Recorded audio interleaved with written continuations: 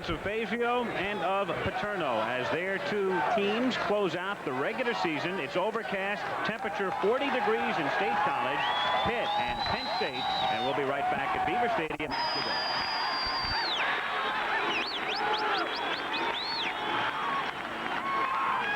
In the preseason rankings, a lot of folks thought they would be #1. They come in #5. Their only loss this season at Pitt Stadium to Notre Dame. 9 wins, 1 loss, Cotton Bowl bound. And Joe Paterno right there. Here come the Nittany Lions. And listen to the roar.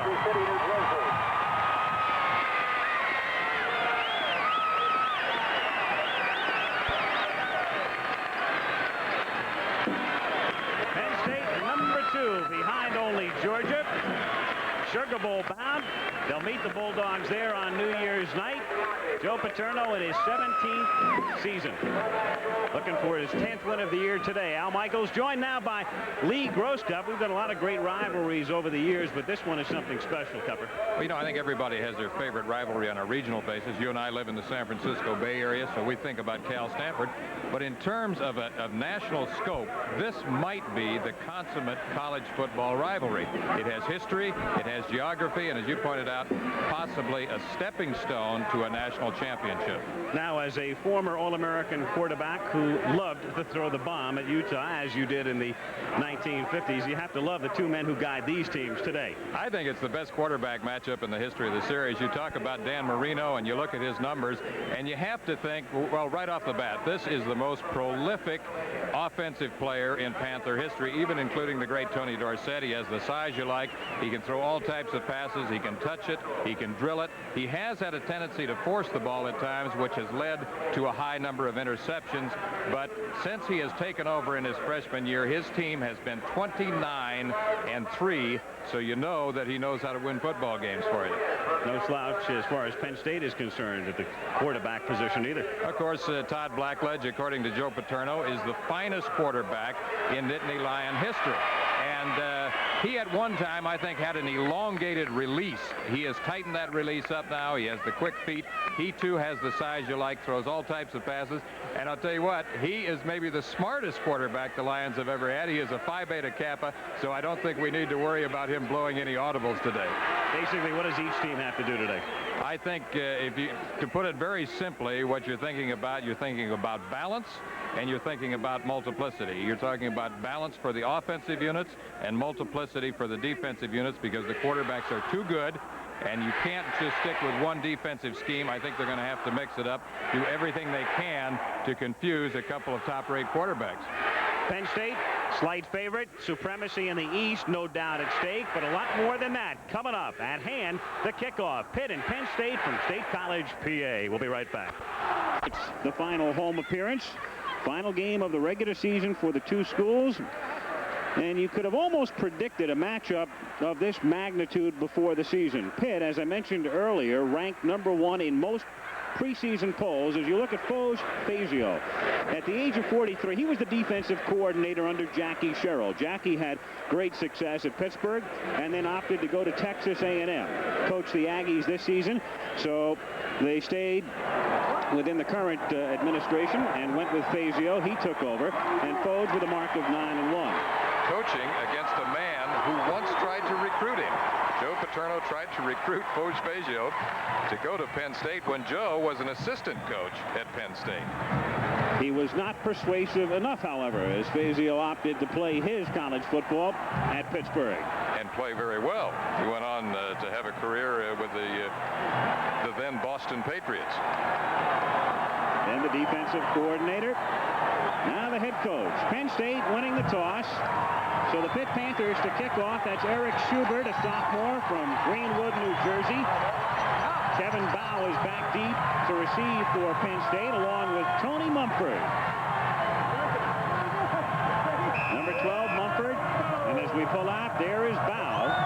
He's the key man on the run backs. And the kick is in his direction, but long enough so that Kevin has no run back, and Penn State comes out to the 20-yard line. Now we've talked about Blackledge. You've got Warner, the tailback, looking for 1,000 yards. He's 77 shy. John Williams is a converted tailback, now playing fullback. Jackson is the big play threat. He can fly. Greg Garrity runs those disciplined routes, and he's the threat on the other side. So first down for Penn State. The Nittany Lions have exhibited a very balanced offense this season. And when you break down the stats, you'll notice that in passing, they picked up more yardage than they have on the ground, and that is quite uncharacteristic of Penn State teams. They stay on the ground for the first play, and slipping after getting the handoff is Williams. Now up front, you've got Heller, 248 pounds. Pete Spiro, 6'2", 253. The center is Mark Battaglia. His hometown is Pittsburgh, 243. Dick McGinnis, his hometown right here, State College at 250. Bill Conch is a good one at 6'6", 252 pounds, and Mike McCloskey is the tight end. He's caught 17 passes this season. Second down, 10, Penn State from the 20. Blackledge, whose father is the offensive line coach of the Steelers, with a deep drop. They set up the screen to Williams. He's past the 20 to 25, has the first down, is bumped out of bounds near the 33-yard line by Charles Yogi Jones, number 59, the linebacker who leads the Panther defense in tackles. Todd Blackledge, good job of setting up this screen pass. It's to his fullback, John Williams, who had 18 catches coming into today's game and has been a pleasant surprise at that fullback position. He takes a little move to the inside, takes it to the outside. First down for the Nittany Lions. First and 10 out at the 33-yard line. Jackson is wide to the left, and Garrity is split to the right out of the I formation. Tailback is Warner. Kurt's first carry through the middle. He picks up close to 5 near the 38-yard line. Yogi Jones and Michael Brooks. Jones 59, Brooks 50. In on the stop. It'll be second down and 5 out at the 38. The Pitt defense second only to Arizona State. Brooks, Pozzoli, Pelusi, Moss, and Winglikowski up front. Kranick and Yogi Jones are the linebackers, and there's the secondary. Lewis and Flynn are both at about 80% nursing foot injuries. Second down and 5. Off the play fake. They set up the screen again, and this time Williams can't one-hand it. So it'll be third down and 5. The pressure that time applied on Blackledge by number 71, Bill Moss. It's a tough defensive front for the Panthers, and one of their keys today will be to pressure Blackledge. And one of the ways to slow down that good defensive front is to throw screen passes. Draws and screens are ways to keep them alert. That front three, you know, they're known as the Pac-Man, and they will gobble up backs the same way the Pac-Man gobbles up dots. Mr. or Ms. Third down, 5 from the 38. Blackledge flushed out of the pocket, rolling and throwing to Williams at the 43. He's into Pitt territory and shoved out of bounds at the 37-yard line. And the resourcefulness and the mobility of Blackledge was demonstrated there. He was able to elude Kranick coming in. He was moving to his left, threw back across the green, picks up the first. Absolutely. You called it. Now watch this. This is called escape dimension, and it's something the pro scouts like very much. And he threw that ball back to his right while he was moving to his left. John Williams, the fullback, a junior who has been improving steadily throughout the season, picks it up and moves to the sideline for another first down. So Blackledge 2 for his first 3 for 38 yards to Williams on both completions, and from the 37 on the delay, it's Williams who gets to the 33-yard line. John Williams averaging 5.3 yards per carry this season. The big back, of course, is Kurt Warner, Pelusi, and Pozzoli making the tackle on the last play. Gain of 4, second down and 6. Penn State, third in the nation in scoring, ringing up close to 35 points a game, but meeting a very, very tough defensive unit. I think Paterno would settle for 3 touchdowns and a field goal today and take his chances. On second down and 6 from the 33, Blackledge to put it up for the 4th time. Has time, throwing deep, and it's intercepted in the end zone by Dan Short. Mike McCloskey, the tight end, running a post pattern. Straight down the field was the intended receiver, and Danny Short, a senior from Aliquippa, Pennsylvania, number 29, with the interception, and Pitt will take over at the 20-yard line. Drop back action. Blackledge is trying to go to his tight end, McCloskey. on the left, and he's got a deep post pattern, and there is an outstanding interception right there by number 29, Dan Short, the strong safety. That's Short's first interception of the season, so first down for the Panthers. So we'll show you a lot of different looks offensively. Shift into the I now. Brian Thomas, number 44, is the tailback. And on first down, it's Thomas. Nice hold, 25-30. First down to the 31-yard line.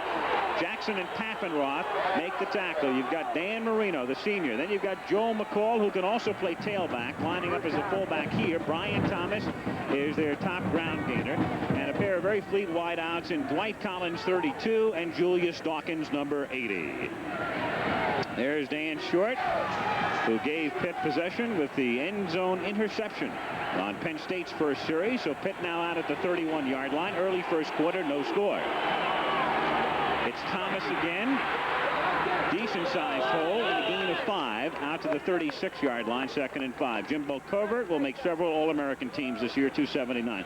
Fader's been hurt, so he's about 80% today. Jim Sweeney is the center. He'll line up over Greg Gattuso. Ron Sams at one guard, and Bill Fralick is the other tackle, and Fralick himself will garner some postseason honors with Clint Wilson, the tight end. John Brown, last year's Sugar Bowl hero, who would have been the starting tight end, with a knee injury, and he's been out since midseason. Won't play today. Keith Williams comes in as a wide receiver. They spread him to the left side, and Marino, looking over the defense, calls timeout. So an unusual call this early in the first quarter on 2nd and 5 out at the 36-yard line. 11:36 to go. First quarter at Penn State. No score between the Lions and the Panthers.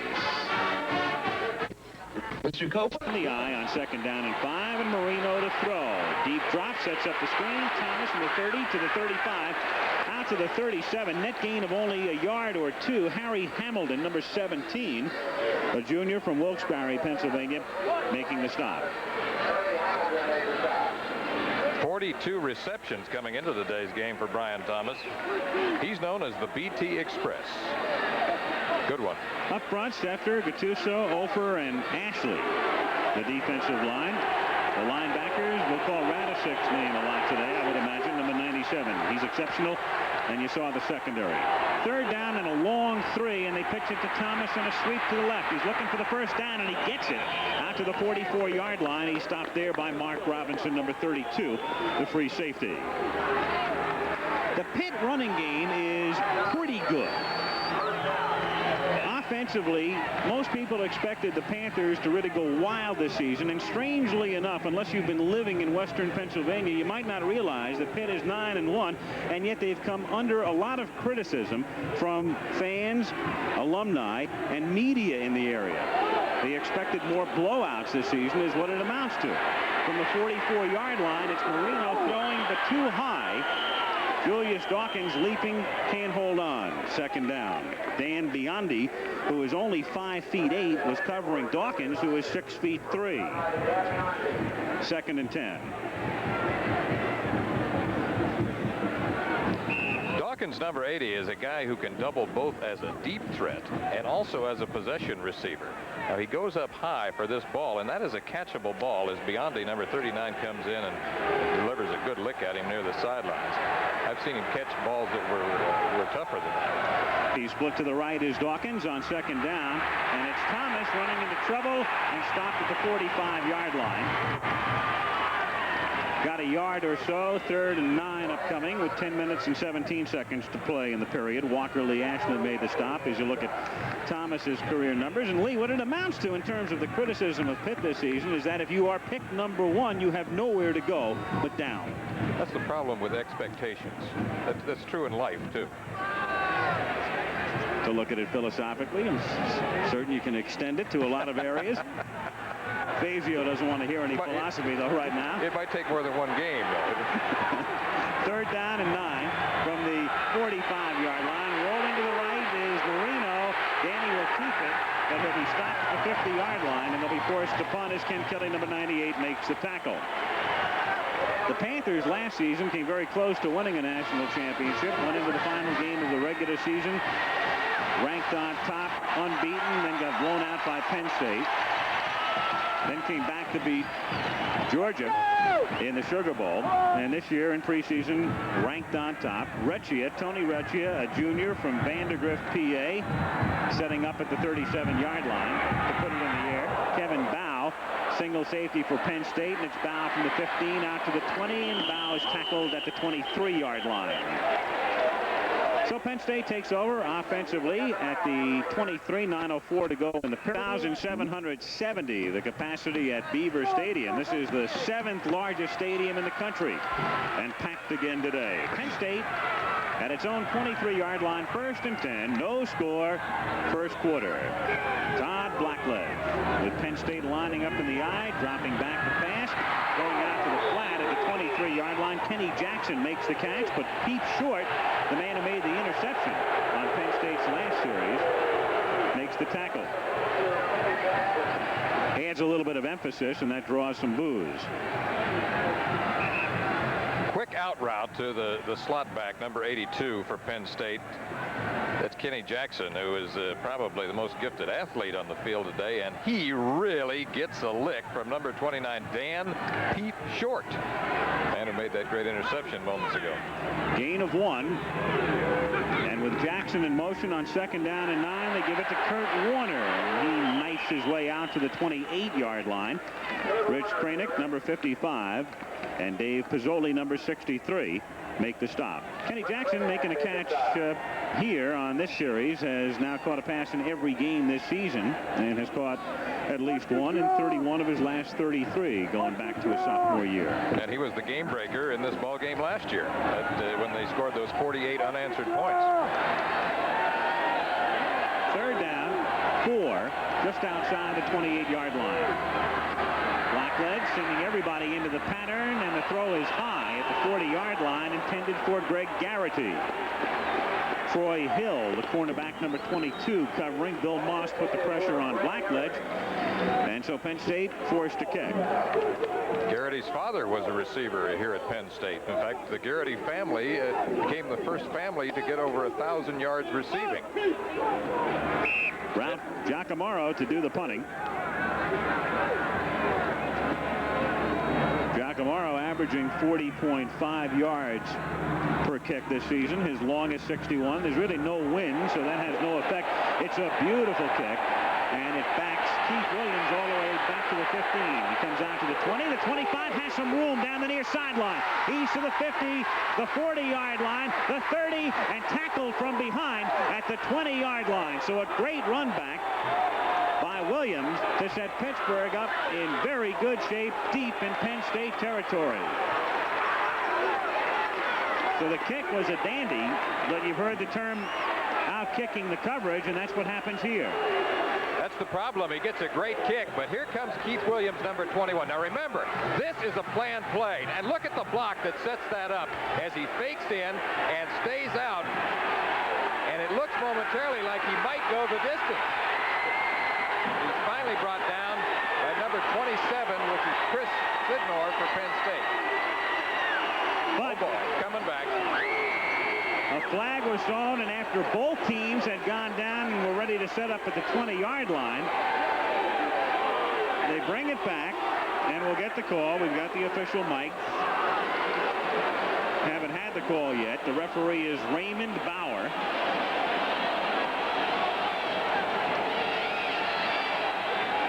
And let's see what it's all about.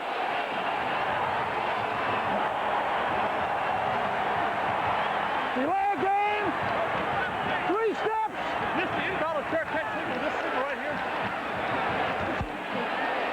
But as you can see, there's a little bit of confusion maybe amongst the officials.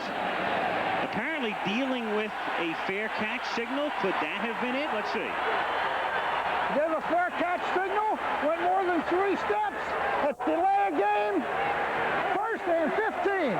All right, they say he called for a fair catch. You watch now. Number 21, Williams, does wave his hand. But is that a fair catch signal? Because you could see another Panther, Chris Jellick, in the picture, and what Williams was obviously telling Jellick is, I'll take it. You move away, give me the ball. Now, the officials obviously interpreted that as a fair catch signal, and thus the ball goes back to the Pittsburgh 11-yard line, and it's 1st and 10 for the Panthers. Joe McCall's first carry of the day nets him a yard or so, and it will be 2nd down and 9. Very controversial call again. Watch him. There's no doubt he's waving Jellick off here. Yes, he is. He's saying, I've got it. I've got it. That is not a fair catch signal. It says here that a catch following a valid illegal signal is a fair catch. That's from the rule book. So it's a matter of interpretation as far as the officials were concerned on that play. 2nd down and 13 from the 13-yard line, and a whistle and flags before the inception of the play, and perhaps a delay of the game call here. Let's see. Or a procedure penalty. And it's the latter. Illegal procedure against Pittsburgh. So what the officials obviously interpret there, Lee, is that a signal of that nature, even though you're telling the other man to get away, could be interpreted by Penn State as a fair catch signal, and thus we had the call. You got it. Little brisk for the mill. False start. Mr. White. 2nd down. Ball start. 2nd down. Back at the 7-yard line. It is 2nd down and 19.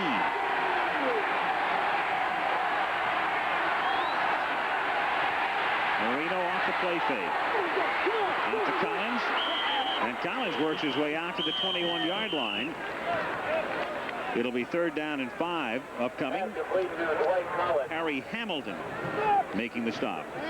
Dwight Collins, when they give him these yards, he will take them. He has caught a lot of passes from this slot where he will simply come out and stop right here.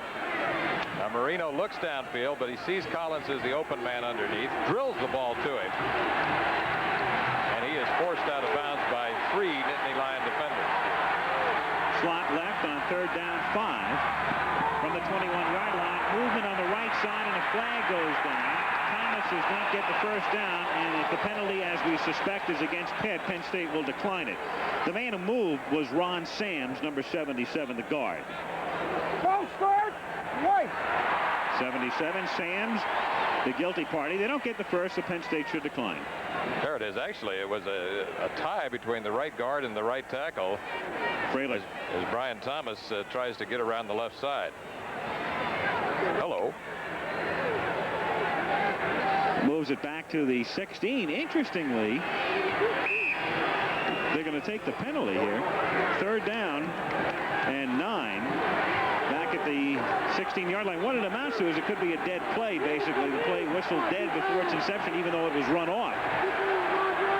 Otherwise, there's little doubt that Penn State would have declined it.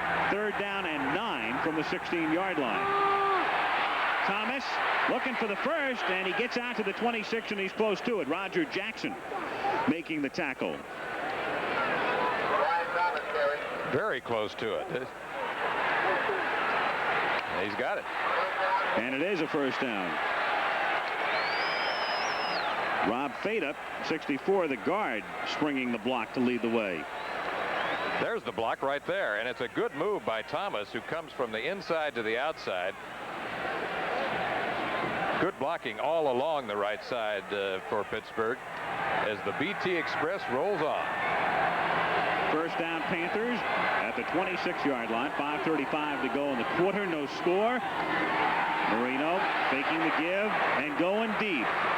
Looking for Dawkins, who's double covered and broken up at the 20-yard line. Marino about 60 yards in the air that time. Robinson was covering along with Biondi. Good coverage. Dawkins never had a chance. One of the things we said at the top of the show is that from time to time, Marino has had a tendency to force the ball. As Julius Dawkins, number 80, is running a straight fly pattern. Now watch this. There's double coverage. Biondi and Mark Robinson, number 32, the safety man, coming over there. And Robinson, according to Joe Paterno, is as good a safety as he has ever had. An exceptional athlete, both as a support man and on coverage, as you just saw. And an interception back 91 yards in last year's meeting between these two schools. Rolling left on 2nd down and 10. It's Marino throwing out to the 37-yard line to Dwight Collins. Serafino Foge-Fazio, age 43. This is his first head coaching experience, serving as the defensive coordinator in the recent past. We just watched his team pick up the first down out of the 38-yard line, 1st and 10. Collins out, and Barry Compton, number 19, comes in to replace him. And Compton sets up in a slot to the right. From the 38, it's the up back Joe McCall breaking it into Penn State territory to the 48-yard line. Jackson and Robinson making the stop. Under 5 minutes to go in the period. McCall, the fullback, has been a tailback. He starts over the left side and then makes a good move back to his right. There was some congestion there in the middle, and he heads down into the secondary, and Roger Jackson, number 49, is the man who gets the first hit, along with Mark Robinson, number 32, in the secondary. At the Lions' 48-yard line on 1st down, Brian Thomas pushes his way inside the 45 to the 43. Greg Gattuso making the tackle. So an interesting sequence here. A drive that started deep in Pitt territory after the illegal fair catch signal negated a run back. Then on 3rd down, Pittsburgh illegal procedure, but the play whistled dead. Otherwise, Penn State could have declined it before the inception. They picked up the first down, and now they're moving. They're at the 43-yard line at 2nd down and 5. Marino, great protection, but the pass is behind Julius Dawkins. Dan Biondi, the man once again on the coverage. Marino 3 out of 6 for 28 yards. The Panthers, as you can see, a team dominated with seniors last year. The reason they were picked number 1 in the preseason polls is they returned 18 of the 22 starters. Now, Fazio next season will have to do quite a bit of rebuilding. As far as Penn State is concerned, they're basically in the same boat. Junior and senior dominated. No freshmen, no sophomore starters. 3rd down, 5 at the Penn State 43-yard line, and Thomas is close to a first down as he dives to the 38-yard line. The tackle by Dave Paffenroth, 33.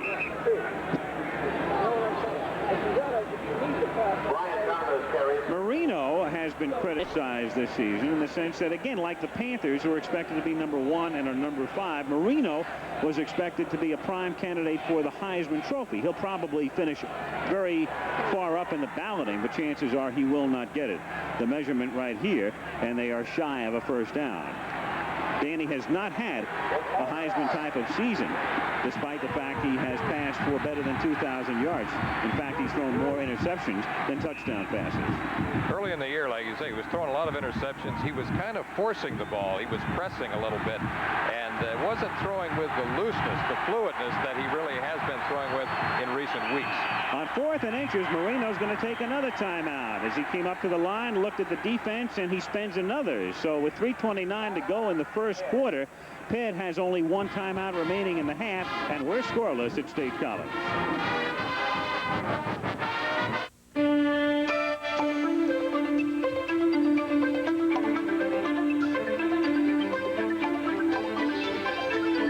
Each day, business pours millions of words and numbers. That's another timeout. The reason for that, the Panthers had sent in Anthony Magnelli, a reserve center, and Jim Sweeney, the regular center, was looking at the bench and saying, where do you want me to line up? Now it is 4th down and inches from the 38-yard line. As the Panthers go for it, late in the first quarter, no score. They give it to Thomas, and he gets that first down to the 35-yard line. He's tripped up by Walker Lee Ashley, number 37. So the Panthers keep the ball and keep moving with 3:25 to go in the first quarter. Here's an outstanding cut by the tailback Brian Thomas. He's coming off tackle on the blaster isolation play. Freilich, number 79, the right tackle, gets a good block down, and he makes his cut to the outside. Walker Lee Ashley, number 37, who has been busy for the Nittany Lions this season, makes the tackle. Pitt from the 36 on 1st and 10. Marino, good protection again. The pass is high, and it's tipped, and it's deflected, and it's intercepted. Ken Kelly, number 98, coming up with the interception. Julius Dawkins was the intended receiver. Tipped by Dawkins, it was deflected, I think, by Panthers. We'll see it again, and then the intercept. Ken Kelly, the linebacker, is just dropping into his normal linebacker drop here, and the ball is thrown high. It looks momentarily like someone else is going to get it. Dave Pappenroth's going to get it. Kelly is the man who winds up with the football. 2:58 to go, first quarter. Lions get it back at the 18. We're scoreless. At their own 18-yard line. No score, 2:58 to go in the first quarter. Kurt Warner to the outside, 20, 25, and he picks up 9, just shy of the first down, run out by Troy Hill, number 22. Another look now at the interception off the double deflection. We talked about the tendency that Marino has to force the football, although in this case, he's throwing to what appears to be a pretty open target. Julius Dawkins, number 80, is down here running his favorite route, which is a curl in, but he throws the ball high. Now watch the reaction right here. First of all, by Pappenroth, number 33, tips the ball into the hands of Ken Kelly, number 98. They have a marvelous tradition of linebackers in Penn State. We'll talk more about that. Second down, 1 from the 27-yard line. First down for Kurt. He's out to the 35-yard line. The ball loose, but recovered by Penn State. It was Greg Garrity, number 19, who slipped in there to cover it. Troy Hill laying the pop on Warner to jar it loose.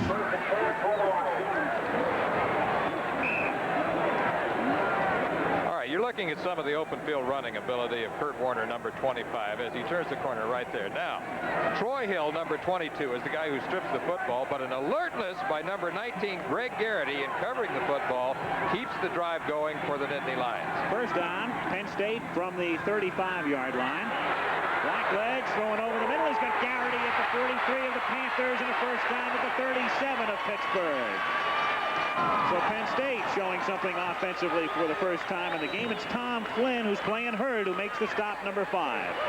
This is the same route that Garrity ran so effectively in last year's Fiesta Bowl game against USC. It's a deep post pattern, down and in.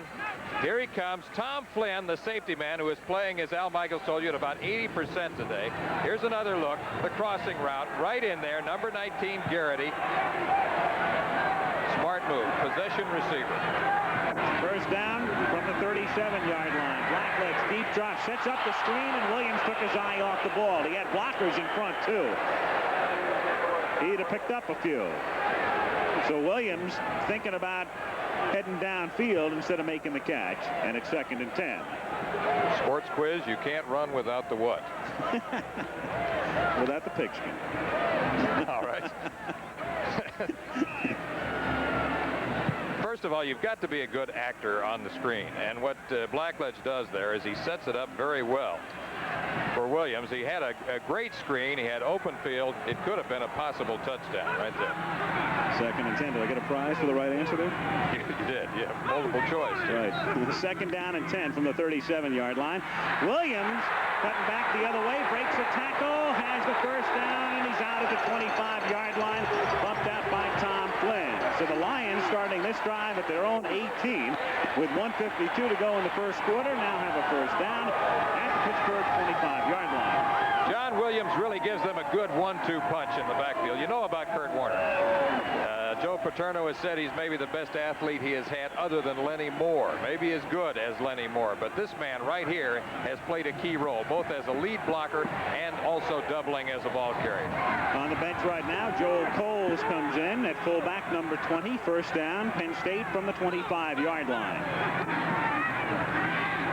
Blackledge at the 15-yard line. Complete there to Kenny Jackson. Short of a first down, Tim Lewis, like Flynn, playing hurt, providing the coverage, but loose coverage. More superlatives. Joe Paterno says this is the most outstanding wide receiver he has ever had here at Penn State. You see it. He has such great speed that they have to play off him, so that sideline cut is wide open for him. You look at his numbers there, and you see why so many people are impressed with this young junior athlete. Caught 5 last year against Pittsburgh, including 2 for touchdowns. It's 2nd and 1. Penn State from the 16-yard line. It's Joel Coles, and Coles gets it to 10, and it'll be first down and goal. Lewis and Flynn, the 2 injured secondary men, making the stop. So first and goal with 1:40 to go in the quarter. Now you're talking about a textbook drive. When I talked to Joe Paterno yesterday, the thing he said is that they really wanted to get balance into their attack. He said they couldn't turn it into an aerial circus. They knew that they couldn't do a total grind out. They would like to mix up the passing and the running, throw in some obvious running situations, and vice versa. This has been that kind of drive for the Nittany Lions. First and goal at the 9. That's Jackson in motion. Blackledge in the air to Kenny, and incomplete. It'll be 2nd down and goal. Short and Hill covering. We talked earlier about those down linemen of Pittsburgh and how they're called the Pac-Man, how they will gobble you up just the way the Pac-Man gobbles up dots. And that time it was the quarterback that got gobbled up. Number 14, Todd Blackledge. Hello, Pac-Man. Pizzoli, Belushi, and Moss, the big 3. Stayed up all night learning those pronunciations, didn't you? 2nd down and goal from the 9-yard line. Blackledge looping it, incomplete, intended for Jackson. Kenny in the end zone along with Troy Hill, number 22, so 3rd down. Blackledge trying to throw what's known as a fade pattern, which is a true timing pass. It's 1, 2, 3-step drop, and you loop the ball up and over the cornerback, and you throw to a spot. That time he threw about 10 yards too far. 3rd down, goal. The drive had started at the Penn State 18-yard line.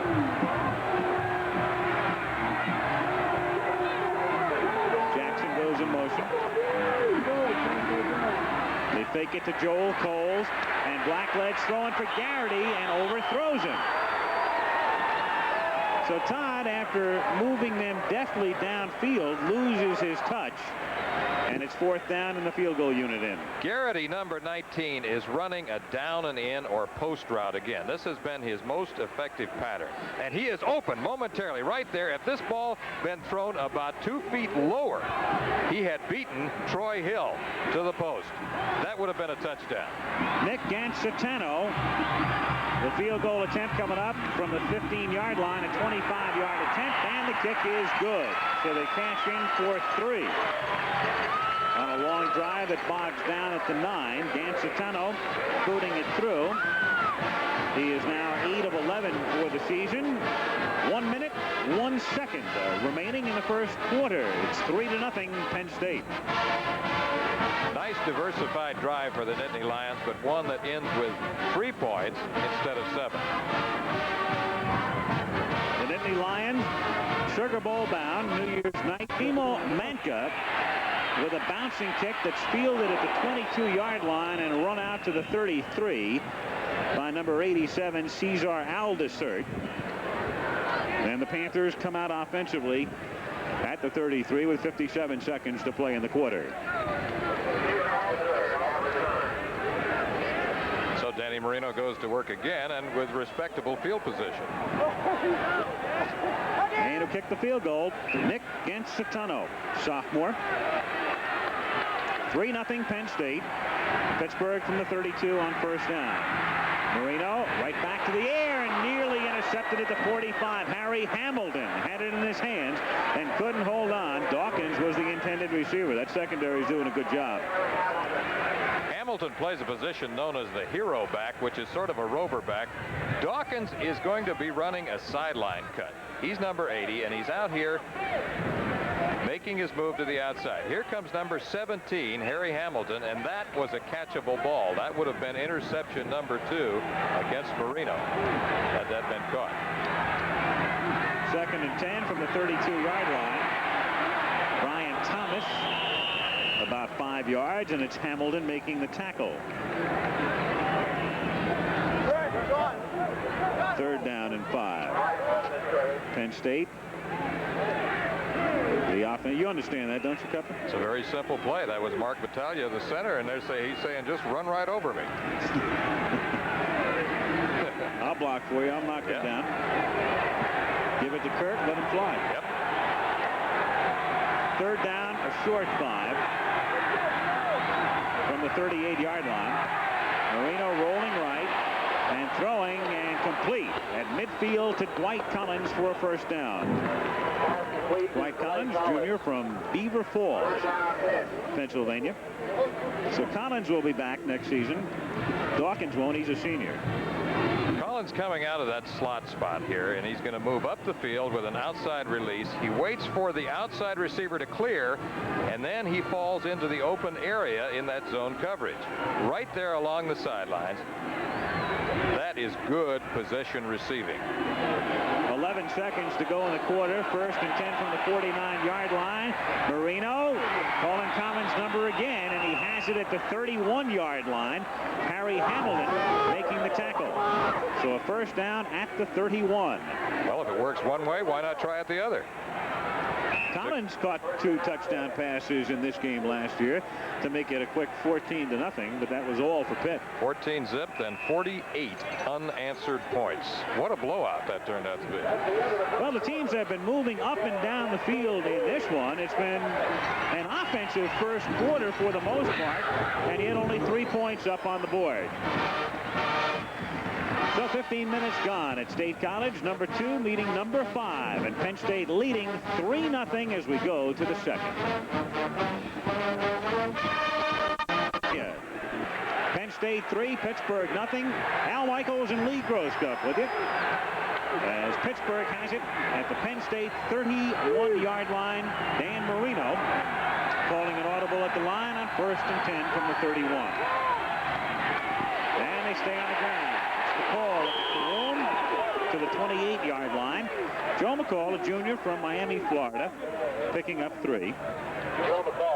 Hines in on the tackle, and let's take a look at the numbers. Well, you talked about this just a moment ago, how both teams were moving the football in the first quarter. We didn't know how even it would be, but if you look at the total yards, you see it's practically dead even. Pitt 130, Penn State with 127. However, one of the things that Pitt wanted to do was keep the football. They lead now in time of possession by about 4 minutes.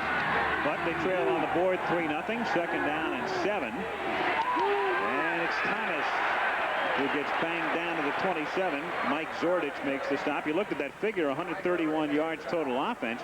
If you project that out over 4 quarters, you're talking about a 500-yard day for Pitt. So they're on that sort of a pace, and yet there's a 0 up on the board. So that's what you're trying to say. The statistics can be misleading. Occasionally. Third down and 6 at the 27-yard line.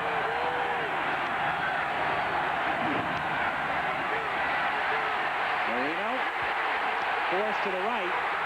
Danny throwing on the run. A looping pass into the end zone and incomplete. Dwight Collins, the intended receiver. Mark Robinson was back there with him. 132 covering the other, and it was Walker Lee Ashley who made Marino run for his life. Danny Marino, you don't think of him as a scrambler, but as I said, he does have escape dimension. He can make that quick move, get out of trouble, and he has a strong enough arm to throw on the move. Dwight Collins, number 32, against Mark Robinson, also number 32. And here is a great athlete in the secondary. Look at Robinson go up right there. The coverage is right there, and he's able to bat the ball away without making the contact. The 44-yard field goal attempt here coming up from Schubert, and the kick is low. Sidewinder, he hooked it, and it was low. So Pittsburgh, again, a decent drive. Come up empty, 13:34 to go in the half. 3-0 Lions. 34 remaining, first half. State College, Pennsylvania. Beaver Stadium, 83,000 looking on. 3-0 Penn State, and the Nittany Lions have it at their own 27-yard line. First and 10. Todd Blackledge giving it to Kurt Warner, coming to the short side of the field, an opening past the 40, and run out at the Pitt bench at the 47-yard line by Dan Short. Kurt Warner, his final home appearance. When Warner has rushed for 100 yards, and as you can see graphically, he has done it 16 times in his career, Penn State has won every one of those games. And And this is one of his best plays. It's a counter or misdirection play. It looks like a sprint draw to the left. It comes back to the right, and you see some of that open field ability. Joe Paterno says sometimes he reminds me of Gale Sayers. First down from the 47-yard line. Blackledge has to scramble, and he's going to get sacked. But Blackledge is actually able to turn it into a minimal gain in the sense that he was able to lunge forward, or at least no gain. He got back to the line of scrimmage. He was pursued by Al Wenglakowski right there, number 6. Joe Paterno is hoping that he will have Todd Blackledge back next year, but academically, he's a senior, so he is eligible for the NFL draft. He could be a #1 draft choice, but Joe's hoping he'll be a fifth-year senior next year and have him for one more season. Important point, he will graduate next May, and if he comes back next year, it will be as a postgraduate student, but he does have that 1 year of athletic eligibility remaining. On 2nd and 10, it's Kurt Warner. No room. Stopped at the 49 by Troy Hill. That man, in terms of winning percentage, has the best mark among active coaches in college football. With 10 or more years experience. Yep. And in terms of victories, as far as Division I-A coaches are concerned, he is third to only Bear Bryant and Bo Schembecker. Absolutely. Third down, 8, Penn State from its own 49-yard line. Lions lead 3-0 early second quarter.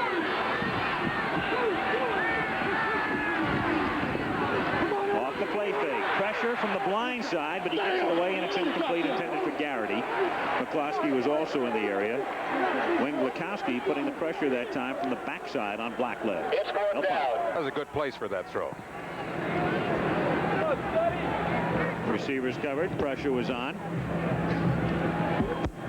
And it's Ralph Giacomo, number 21, to punt. You've got Keith Williams and Jellick again back deep. And this time Williams will probably not tell Jellick, at least he will not tell him with his hand, to move away. End over end kick. Jellick has this one at the 14-yard line. And no return at all. So Penn State pins the Panthers deep. They'll start from the 14, 37-yard boot, 11:51 to go in the second quarter. 3, Pittsburgh nothing, 11:51 remaining first half. And 1st and 10 for Pittsburgh from the 15-yard line. Dan Marino turning and giving it to Brian Thomas, and he's wrapped up immediately by Ken Kelly, number 98, after a gain of maybe a yard. Ken Kelly is busy. He was just back there making an interception a few moments ago. Now he's up there getting a good lick at the line of scrimmage. It's an aggressive defense. It's a defense that moves around quite a bit. As we illustrated graphically earlier, Pitt, in terms of statistics, has the far better defense, but Penn State has come up with the big defensive play basically whenever they've needed it through the course of the season, coming in with a mark of 9-1. 2nd down and 8. Marino has a lot of time and finds Thomas knifing over the middle. He stopped out at the 22-yard line. Thomas coming in, their leading receiver. But the thing about Brian is when they go to him, he's normally the outlet man. He's a secondary type receiver, and as a consequence doesn't pick up very much yardage on his catches. In fact, coming in, he'd been averaging only 7.5 yards per reception. So you figure you're going to use him on swings, checks, circles, screens, that sort of thing. 3rd down, 2.5, just shy of the 23-yard line. Marino going to the tight end for the first down. That's Clint Wilson to the 39-yard line. His 11th catch of the year, and little Dan Biondi at 5'8", 170, a senior from Pittsburgh, makes the stop. First time going to the tight end. It's a crossing route. He's number 84, crossing from left to right, and that timing is perfect because Marino hits him right in between the linebackers. He takes a little something off the ball. Dan Biondi, number 39, comes up in the secondary to make a good open field tackle. First down for the Panthers at the 39-yard line.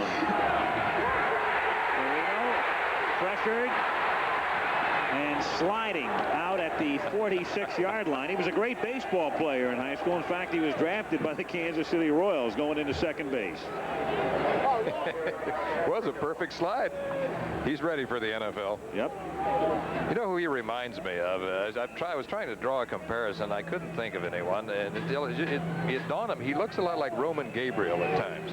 The way he sets up, the way he carries the football, the way he stands in the pocket, and sometimes even the way he moves on that semi-scramble. Second down, 3 from the 45-yard line. Turn and give it to McCall. And he fights his way out to midfield and a first down with 9:28 to play in the first half.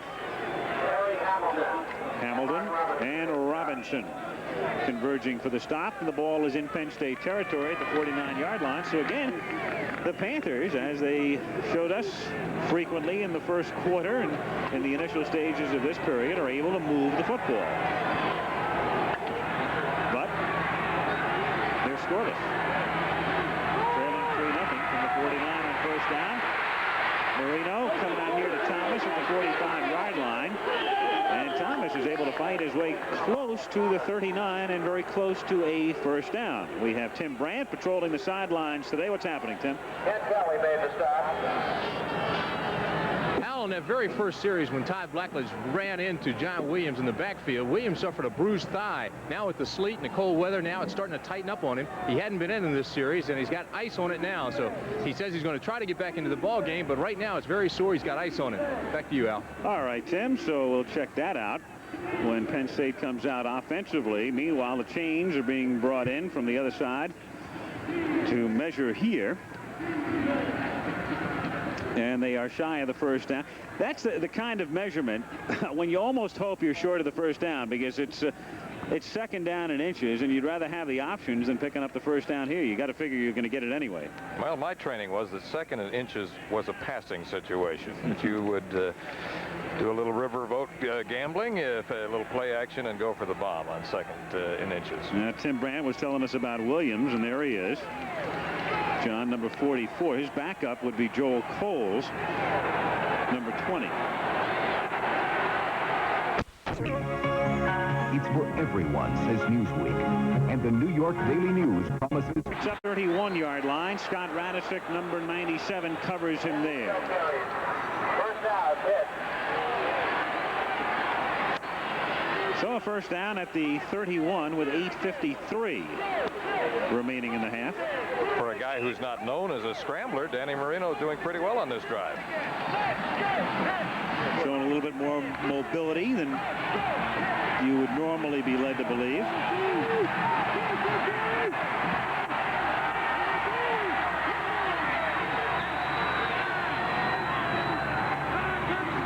First down from the 31. It's a call, and it's a how-do-you-do tackle by Dave Paffenroth, number 33. How do you do is right. Dave Paffenroth made the stop. Paffenroth, a senior from Stroudsburg, Pennsylvania. Second down and 10.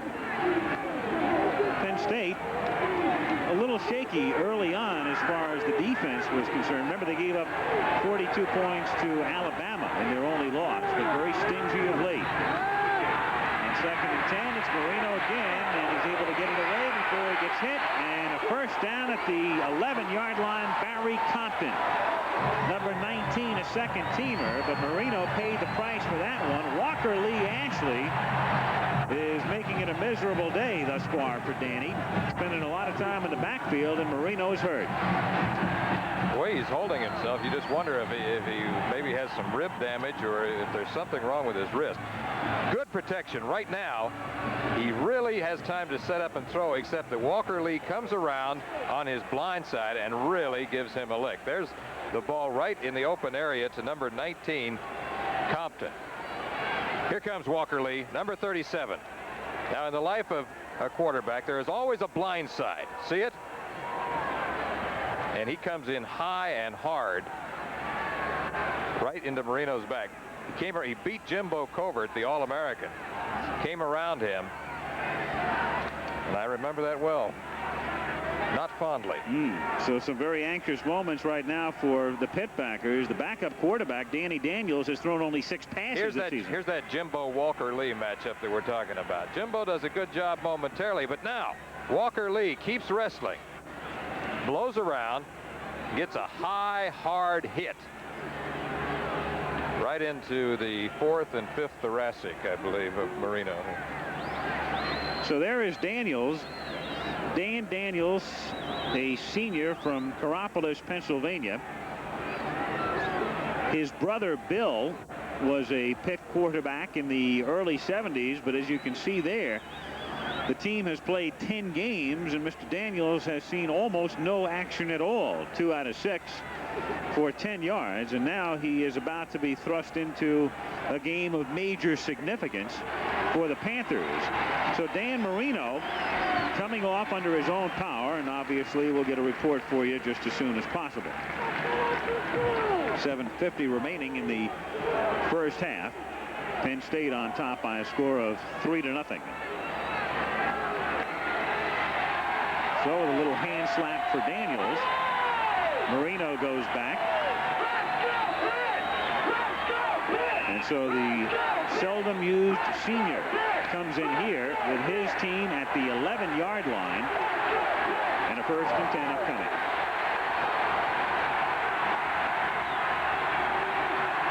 Tailback is Thomas. Bryan gets the ball and gets turned inside as he works his way down to the 8-yard line. It'll be 2nd down and 7. Again, it's Ashley in on the stop, and there's Marino on the bench, left shoulder. Yeah, no, it looks like he's holding his left arm, left shoulder.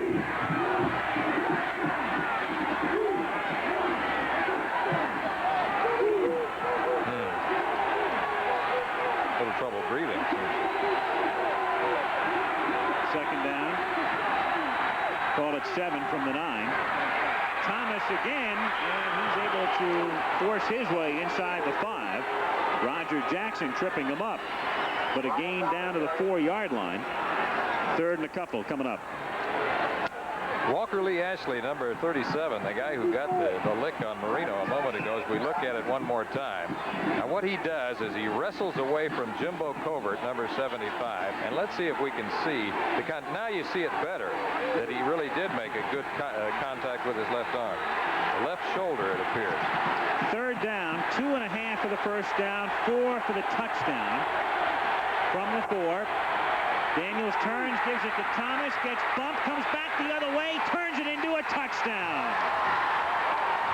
Roger Jackson gave him a pop, but Thomas was able to maintain his balance, comes spinning off, found the corner, and Pitt takes the lead.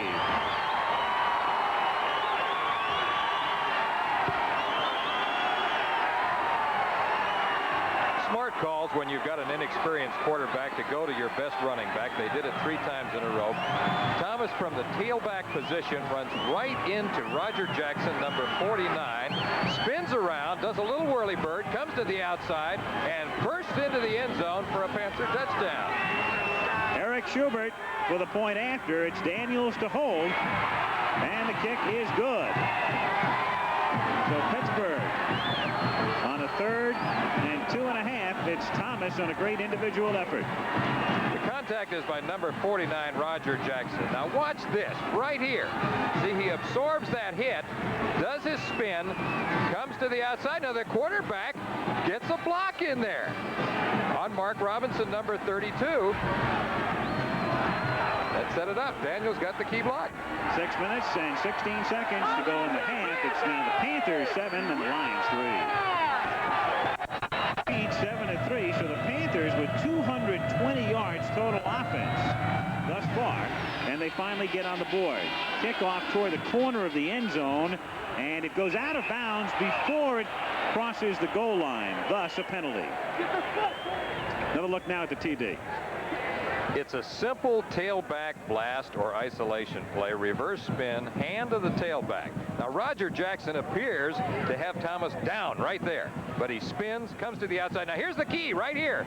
The block by Daniels on number 32, Robinson, sets it up for Thomas to come to the outside, beat Ken Kelly, number 98, and burst into the end zone. That's exciting. Dangerous precedent for a quarterback to set in that fraternity. Every other QB in the land is saying, now, wait a second, Danny. Cool it. I'm going to give the coach any ideas. That's a very dangerous precedent. The next thing you know, they'll have that guy pitching out and be in the lead block like it'd be like an extra fullback in the backfield. How many blocks did you lay down at Utah? Well, I can count them. Let's see. You just named them all, didn't you? Yeah. 35-yard line now for the kickoff after the 5-yard penalty. Eric Schubert who kicked the extra point. This one just about the same spot, but it's fielded, and then falling down is Skeeter Nichols. That's about the last thing Nichols wanted to do, because first of all, it looked like that one was hooking and heading out of bounds, and they would have had to kick off from the 30, and then he falls down. And once you do that, of course, in college football, play's over. Skeeter Nichols, there's the slip. Slippery field. Down he goes, 6-yard line. Penn State 1st and 10 from the 6. Panthers. Marino started that drive, and Daniels with Thomas capping it off. Schubert the point after, going 85 yards. 7-3 Pittsburgh. 6 minutes and 15 seconds to play in the half. And John Williams is in there. So shaking off the injury, he lines up at fullback, and he lays down the block for Warner to get out past the 10, the 15, and to the 20-yard line. Kurt Warner, Blackledge's roommate, fired up. Tom Flynn cut him down. First down. You pointed out at the very top, he needs only 77 more yards today to have his second straight 1,000-yard season.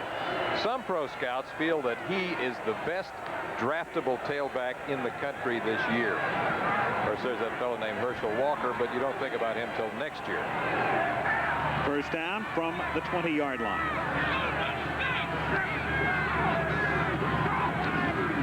Blackledge, the short drop. And there's Kenny Jackson on his knees at the 21. Let's find out about Danny Marino, and we'll go down to the field and Tim Brand. Tim? Al, what it is it's his left shoulder. It is not separated, but it is very, very sore rather. It is a strained left shoulder. Danny says he wants to come back in. He's behind me now taking some snaps. The doctors aren't sure if he can play, but he's going to give it a shot if he can.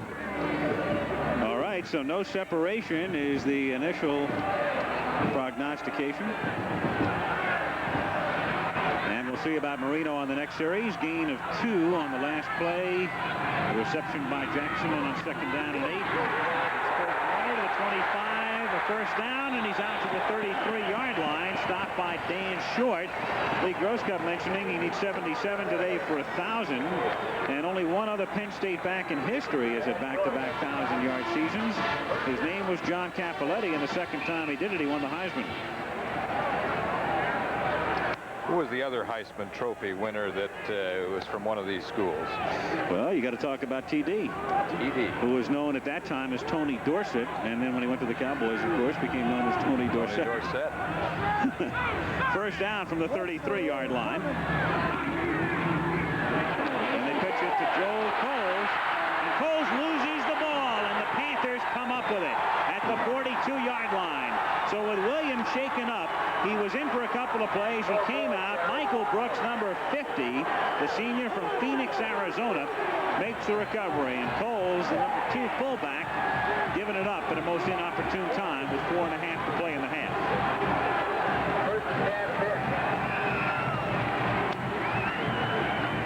Coles on a pitch out. It appears to have, he's got room around the right side. Hill gets the hit, and there's the fumble recovery. And Marino is in there at the 43-yard line. It's Thomas to the 42. He's stopped by Harry Hamilton. So Dan Marino, despite the very sore left shoulder incurred on the last series for Pittsburgh, there are his numbers. Second down, 10, 4 minutes and 10 seconds remaining in the half. Keep in mind, if they mount some sort of a drive here, they had to use those 2 timeouts early in the first quarter, so they have only 1. Good point, but they do have a hurry-up offense. Last week, off times went without the huddle. Second down and 10. Marino, last thing that he wants to have happen is for him to go down with a hard hit, and he's able to get it away, and it's deflected over the middle. Keith Williams was the intended receiver. Penn State coming with only a 3-man rush, so they had 8 men back in the secondary. Marino had plenty of time to throw the ball, but everyone was covered. So 3rd and 10 now at the 42-yard line. I said at the very top that probably multiplicity was going to be the key defensively, and both teams indicated that they wanted to mix their coverage a lot. There was show them as many different looks as possible to try to confuse both quarterbacks. Pitt, good success converting thus far 6 of 10. 3rd down and 10, and Marino's throw is incomplete. Thomas was slicing over the middle. Gattuso, the nose guard, was covering. And it's 4th down with 3 minutes and 41 seconds remaining in the first half. That's called scattering 5. They had all 5 men into the pass route that time, and when you've got 8 men deep, you got to do it. You got to spread the defense as much as you can and stretch it. Tony Recchia to punt. Mark Robinson, the safety, is back to receive, and the kick will sail into the end zone. So Marino comes back in, but he can't move the Panthers, and with 3 minutes and 34 seconds to go in the quarter, Pitt leads 7-3. Penn State has it at its own 20-yard line. 1st and 10. 3:34 to go in the first half. Williams the fullback and Warner the tailback, and this is Warner going nowhere. Stopped at the 19, loss of 1. Rich Kranick, number 55, making the initial hit. He has been an active linebacker for them. 62 tackles coming into today's game.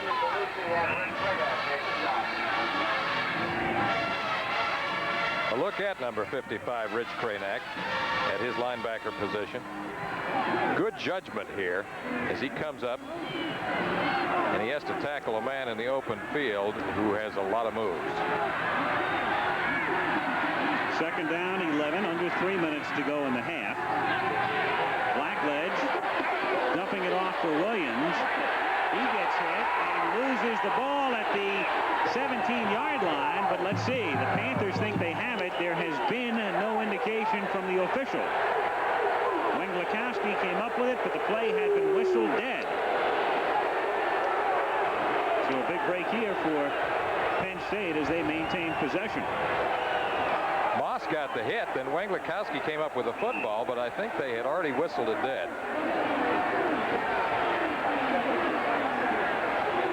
Screen. Williams with the ball. Moss is going to get the lick right there and strip the football. That is a bad call. No question. Absolutely, that is a bad call. Panthers have a legitimate right. 3rd down and 12, and Blackledge tries to capitalize on the call and does. He hits Garrity, and Garrity's out of bounds at midfield. So they get a break on the call and exploit it, and now they're into Panther territory. The ball will be spotted at the 48-yard line with 2:06 to go in the half, and all 3 timeouts remaining for Penn State.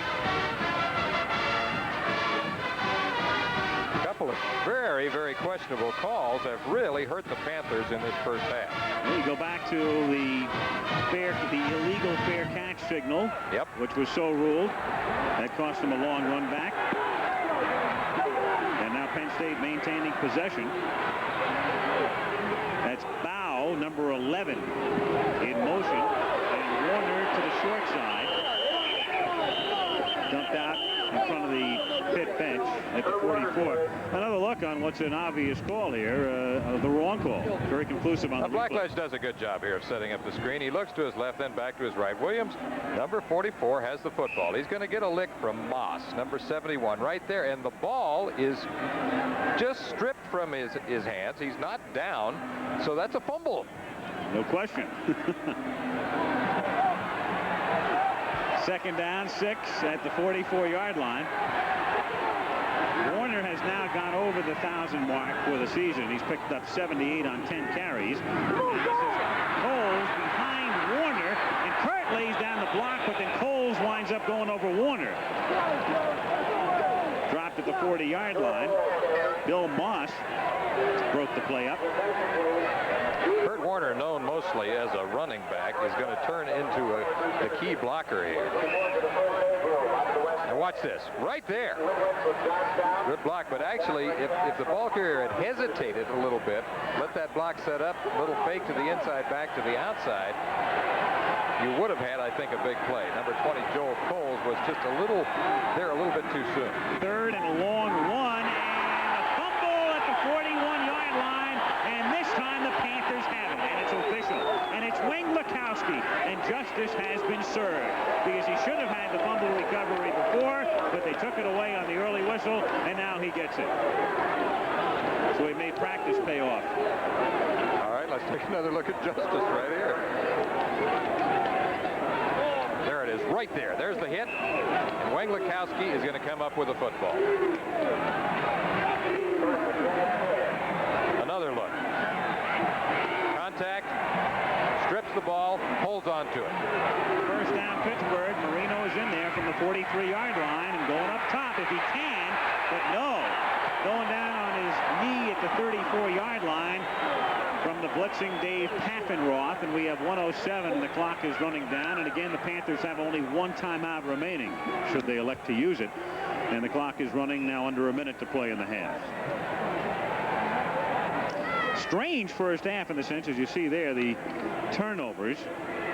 Penn State losing 2 fumbles, having 1 picked, and Pittsburgh losing an interception.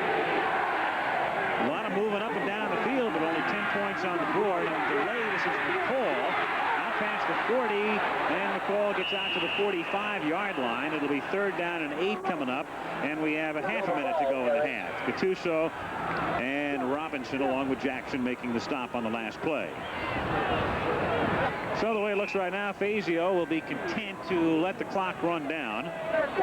And the teams have been moving up and down the field for the better part of 30 minutes. And yet for those who have not looked on today and only see the score, they'll think it's a big defensive struggle in the Happy Valley of northern Pennsylvania.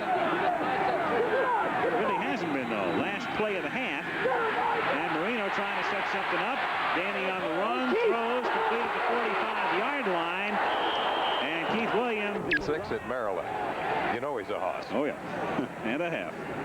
Bosch Fazio, whose team will be going to the Cotton Bowl again for late tuners in. Pittsburgh coming into the game ranked 5th. They'll meet SMU in Dallas on New Year's Day. Penn State coming into the game ranked 2nd. They will meet Georgia in New Orleans on New Year's night, a game you will see on ABC, the Sugar Bowl. And Penn State has never won a national championship. The Nittany Lions, year after year, come very close, seemingly always in the top 10, but number 1 has been totally elusive. Right now they are ranked 2nd, but they have this task at hand to overcome this deficit, and they'll kick off to start the second half. Massimo Manca to do the kicking. He's a freshman, born in Sardinia, living now in Reno, Nevada. A bouncing kick that's fielded up at the 15-yard line by Marlon McIntyre, a backup fullback, and he gets out to the 31-yard line. So Pitt takes over there defensively for Penn State. You got Scepter, you've got Gattuso, number 70, a junior from Pittsburgh. Ofer is a good one, the defensive tackle at 262 pounds, and Ashley, of course, made his presence felt through the entire first half. Ken Kelly, the linebacker, number 98. You've got Radisek in the middle, number 97, and Paffenroth, number 33.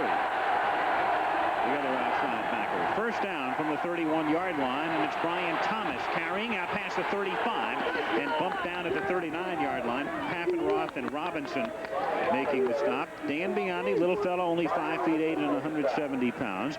Roger Jackson, whose brother Kenny is the wide receiver. Then Harry Hamilton, maybe the best athlete on the defense, and Mark Robinson, the free safety, who had the 91-yard interception run back last year in this game. Second down, 1.5 yards near the 40 for Pittsburgh.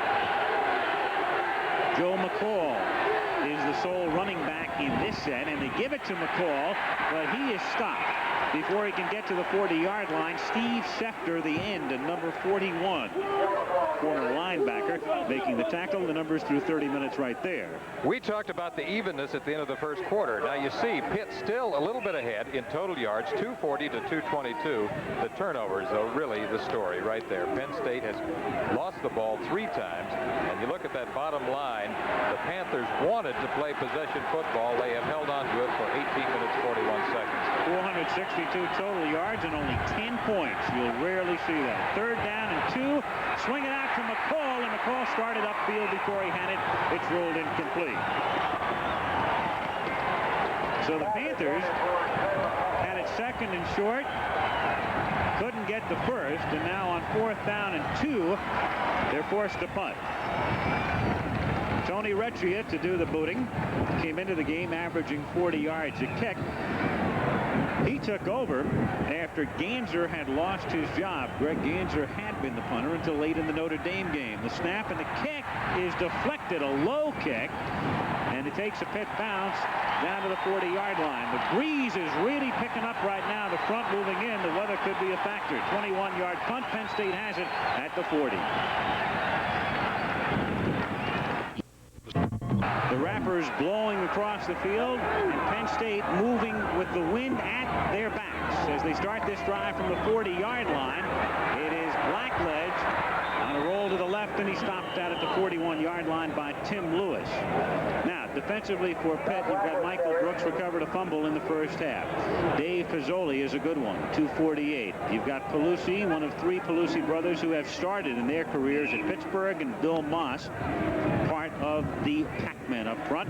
Wayne Glakowski also recovered a fumble in the first half.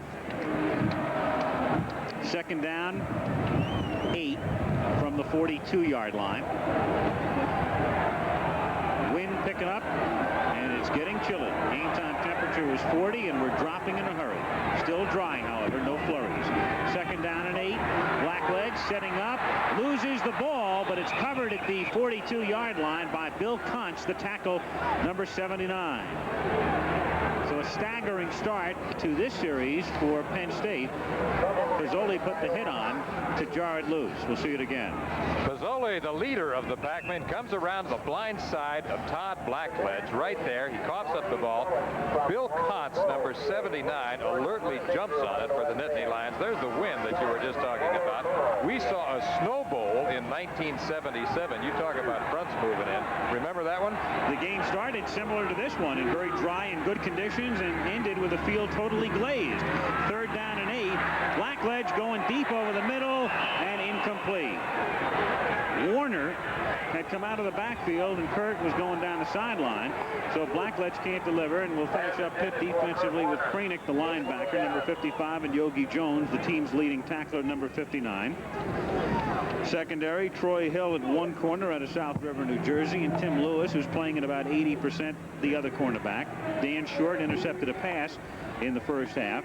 And Tom Flynn, who's also playing at about 80%. Now Jack Amaro to punt with the wind at his back. It's a good kick, and it's fielded inside the 10-yard line by Chris Jellick, who slips down at the 9. So Pitt starting deep, a 50-yard kick, 11:49 to go in the 3rd quarter. Still 7-3 Panthers. There's a time in life for the young to say, I want something else, a different way. The town's the same, the people too. School is over, needs something to do. The services have it, it'll really show. Trying to stay warm, getting cold in a hurry with 11:49 to go. 3rd quarter, Dan Marino on 1st and 10 to Thomas. He's out past the 10 and then tackled at the 13 by Mark Robinson. Offensively, Marino in there with McCall and Thomas, the running backs. Collins and Dawkins, the wide receivers. Colbert and Freilich are the key men in that offensive line. Both will get a lot of postseason honors, and Clint Wilson, the tight end. They line Wilson up on the left side here, and Collins and Dawkins wide right. On 2nd down and 4 from the 14. First man through is McCall, and he runs right into the middle of the Penn State defense, led by Hofer. Dave, number 67, who had a relatively quiet first half. That was not a quiet tackle. No. They picked enough for it in a hurry. Third down. And a long 4 from the 14. 10:45 to go, third quarter, 7-3, Pittsburgh. Will he test the wind? He'll have to throw straight into it. Nope, pitch out. Thomas can't get a block. Dropped at the 11. Dan Biondi, the corner, came up. So Marino with that sore left shoulder and deep in his own territory and with the wind blowing in his face, elects to stay on the ground. Pitt can't move, and they're forced to punt. And Recchia to kick into the teeth of the wind now, with Bow dropping back at the 45-yard line. There he is, number 11 for Penn State. He's at the Pitt 45. Snap is good. Gets the kick away. It's a wobbler. Bounces at the 37. And the Panthers will down it at the 42-yard line. So the Nittany Lions have the ball in Pitt territory with 9 minutes and 47 seconds remaining in the third quarter. That kick 33 yards. Tomorrow, Auburn against Alabama. Legion Field, Birmingham will be the site. The Tigers and the Crimson Tide. Alabama bragging rights at stake. You'll see it at noon Eastern time here on ABC. Joel Coles is in there. Williams is not. On 1st and 10 from the 43-yard line. Jackson in motion. Pitch it to Warner. Slips a tackle at the line of scrimmage and then fights forward to the 39-yard line. He's run out of bounds by Troy Hill. A gain of close to 4. It'll be 2nd down and 6. Kurt Warner, the tailback, you can see how he slips tackles right here. He's getting the ball on the power pitch, sometimes referred to as student body right. He broke a tackle right there. Slippery as he gets to the outside, forced out of bounds by Hill. Statistics say when you get the ball inside the 50-yard line, you will score 70% of the time. 2nd down and 6. Bow is in there, slotted to the left side. Blackledge, after looking in that direction, wide open right side, and slides down at the 30-yard line after he had picked up the first down. Covered by Charles Yogi Jones. So a first down as Blackledge, a man with great mobility, able to exploit it here with his receivers covered on the left side. You're the baseball expert. How does his hook slide compare with Marino? I like Marino's a little bit better. I think Danny would have beaten the throw. Todd was out by half a step, but he got the first down. 1st and 10, just inside the 30. Penn State, as you can see, strong in the second half.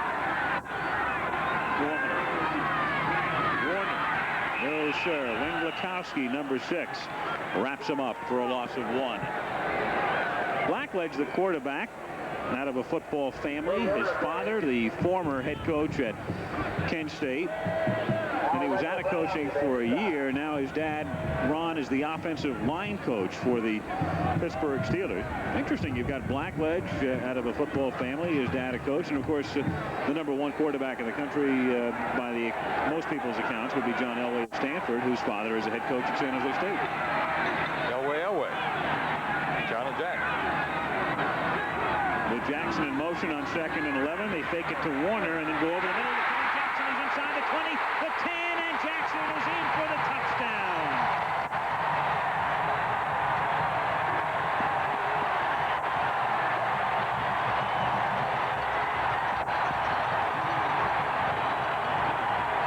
So Penn State, after that short punt, wind at their backs, and Jackson in motion on that play, and cash in as they get into the end zone for the first time today and take the lead 9-7.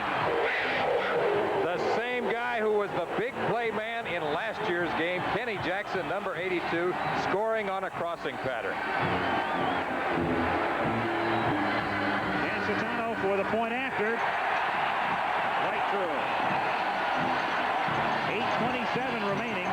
Third quarter, and the Nittany Lions back up by 3. Play action pass. The fake of the sprint draw to the tailback Warner. Now Blackledge is setting up. Jackson coming from left to right on a crossing pattern.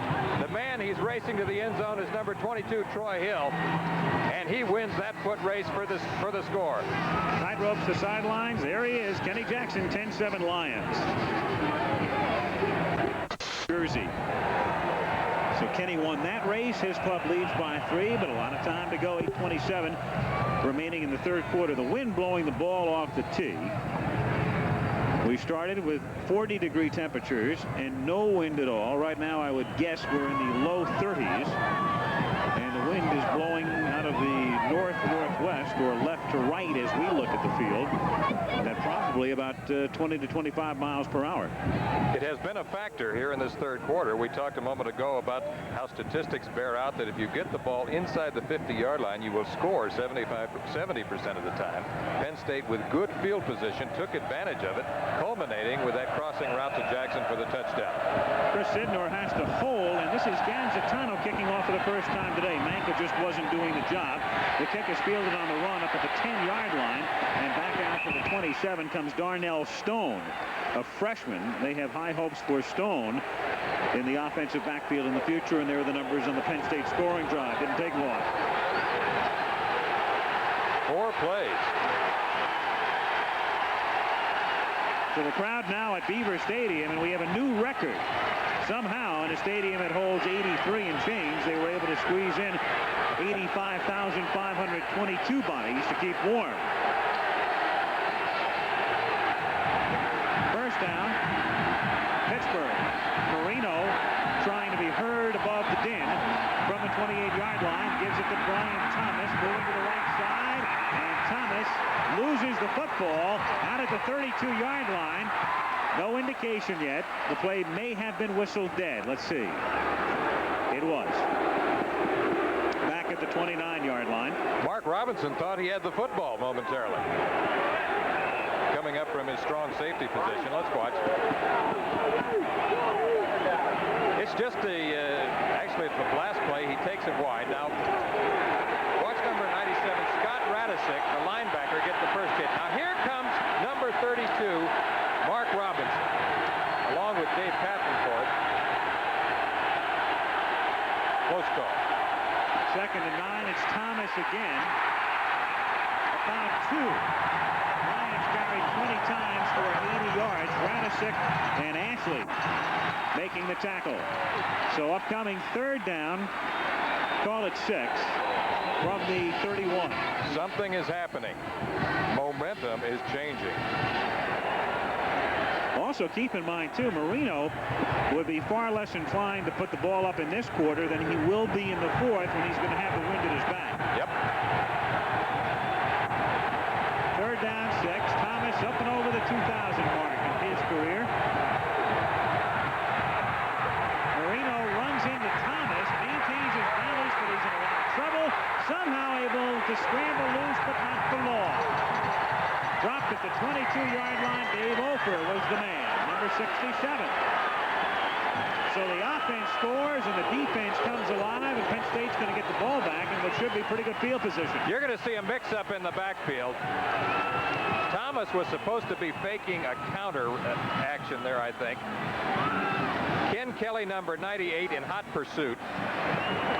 Scramble. And Dave Opper, number 67, is the man who ultimately puts down Marino. Tony Recchia kicking into that strong wind, a very high snap, a leaping catch, and now he's in a lot of trouble. He'll have to try to turn the corner, and he does, and goes out of bounds near the 29, but not even close to a first. Mark Robinson drove him out, and so Penn State, fresh off a touchdown, leading 10-7, coming back, wind at their backs at the 30. Now watch, the high snap is what forces him to go wide. Now you're going to be looking at a tremendous athlete, strong safety, Mark Robinson, number 32, who has been called a combination of Jack Tatum and Jack Ham for his toughness and open field tackling ability. First down, Nittany Lions. Jackson, the man who scored the touchdown, is in motion, number 82, and Blackledge gives it away to Warner through the middle. Hurt gets 5 to the 25. 6 minutes and 10 seconds remaining in the third quarter. J.C. Pelusi and Dave Pizzoli making the stop.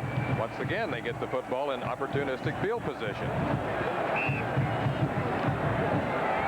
Jackson out. Bow comes in with the play, number 11. How quickly things have changed in favor of the Nittany Lions here in the third quarter. On 2nd and 5, Warner is in the slot to the right. Coles is the setback. And they pitch it to Coles. Left. Stopped at the 23-yard line. Bill Moss makes the tackle, number 71. And it will be 3rd down and about 3. They go backside with the pitch to Coles. Warner was in the slot to the right. Coach Fazio hoping that his defense can stiffen. Coach knows that in another 5 minutes and 10 seconds, he'll have the advantage of the wind at his back. They're going to try to close him down here, though. Keep him within 3 if they can. It's 3rd down and 3, and a big play coming up as Warner looks for the first down, and he tries to squeeze his way through, but I think he's shy by about half a yard. Greenack and Pizzoli making the tackle. So you've got 4th down and less than 1. With 4:44 remaining in the third quarter. Blackledge looking over to the bench. Now here comes Williams with We the talked play. about the interior of this Pitt line. Now look at this. Look how they go right into Kurt Warner, number 25. Rich Cranick is the man who makes the tackle, number 55. They're going for it. They line up in a power I. Shift out of that. They've got Warner and Coles as the setbacks, and Williams in motion to the left. And the fake by Blackledge, who goes for the first down to the tight end McCloskey. So a gambling play, and they come up a winner. It's a first down. Gutsy call in a short yardage situation, but I like it. See the crossfire action in the backfield? A little roll, boot, or waggle action to the left. McCloskey, the tight end, who's following in a tradition of great tight ends, simply slides on a little out pattern along the sideline, and Blackledge nails it. Good call, good pass. 1st and 10 at the 13. Blackledge is now 10 of 19 for 149, and it's Warner. Tough time getting his footing, and the play ends in a hurry. Hasn't been that kind of a game. He'll sleep through anything, I suppose. Someday they'll say, you were there, Beaver Stadium. Big crowd was looking on. But you got your Z's in anyway. On the nod. 2nd and 11. Warner. There's a story. 2 years in a row now. Over 1,000. 2nd and 11 from the 14, and Blackledge, who has 3 wide receivers to the right, throws out of the end zone. Kenny Jackson was the man for whom the pass was guided, but he was well covered by Tim Lewis. 3rd and 11. Got to lower the sights on that rifle.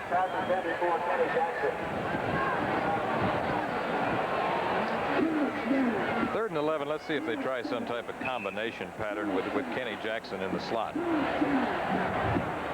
Extra defensive back coming in, John Lewis, number 30 for the Panthers. Garrity and Jackson are both split to the right. On 3rd down and 11, Blackledge under some pressure and throwing incomplete. He sent Coles out of the backfield down the sideline. The pressure was put on by Pizzoli, and it's 4th down. So they had a 4th and inches, went to the air, found McCloskey, picked up the first, but then they're stalled. And now with a 4th and 11 confronting them, the field goal unit coming in. Jackson was in the slot, and there was a combination strong side, but they tried to go to the backside and hit the tight end McCloskey. Ganzatano, a 31-yard attempt. He kicked a 25-yard field goal for Penn State's first 3 points in the first period. And with Strang, the backup quarterback, holding, the kick is good.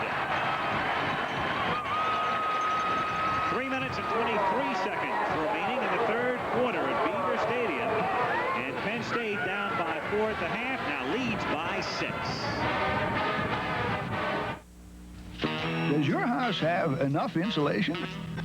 We have not had them. Penn State to kick off. Wind at their backs. Gancitano will do the booting, but again, he'll need some help as Chris Sidnor will hold it at the 40-yard line. Penn State, number 2 in the country. And a date upcoming with number 1 on New Year's night. Pitt, number 5. Kick coming down to Barry Compton at the goal line. And Compton is ripped at the 10-yard line.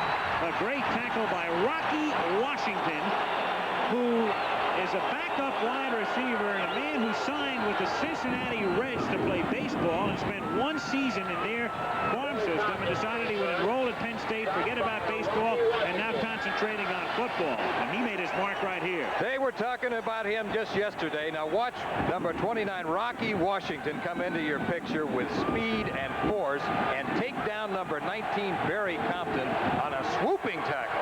Paterno says he has blazing speed. He's hopeful of harnessing him someday and utilizing him to his advantage. And on first down, there is nothing doing over the left side for one Brian Thomas. Scott Radisick and Mike Fruhan in on the stop. 2nd and 10.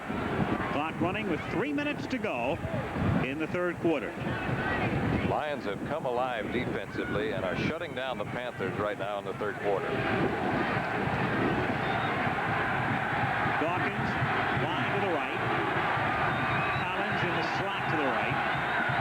On 2nd and 10 from the 10, it's Marino off the play fake. Good protection, throws out to the 24-yard line and incomplete. Julius Dawkins had to go down to try to get it and couldn't hold on.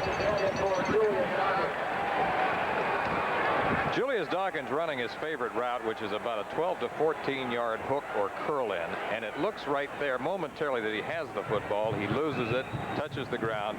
Bionde and Mark Robinson, number 32, again on the coverage. Marino at 50%, 10 out of 20 for 128 yards. And on 3rd and 10, they are going to punt. They're going to line up anyway in punt formation. And the kick by Recchia bounces at the 35-yard line, out past the 40, and is down at the 44-yard line. I have to question that call. I'm wondering, I'm trying to figure out in my own mind. Absolutely don't understand that call. The reason for that, it has really little to do with the end of the period and turning around. They kick into the wind on 3rd down, give Penn State the ball at the 43-yard line of the Panthers. Especially when you have one of the most prolific passers in NCAA history in Marino. Why not let him put the ball up one more time, try for a 1st down? Very curious call. And it gives Penn State time to move with the wind at their backs. 2.5 minutes to play in the period. This is Williams inside the 40-yard line, and he stops at the 35 after a gain of 9. Tom Flynn and Tony Hill, or Troy Hill, converge on the tackle. It'll be 2nd down and 1. Well, you've heard us talk a lot about Kurt Warner. Now look at number 44, John Williams. There's some fancy footwork by him as he cuts back, hurdles a man downfield. And number 5, Tom Flynn, who has been a very active man in the secondary for the Panthers all season, ultimately makes the tackle. 2nd down and 1 from the 34-yard line.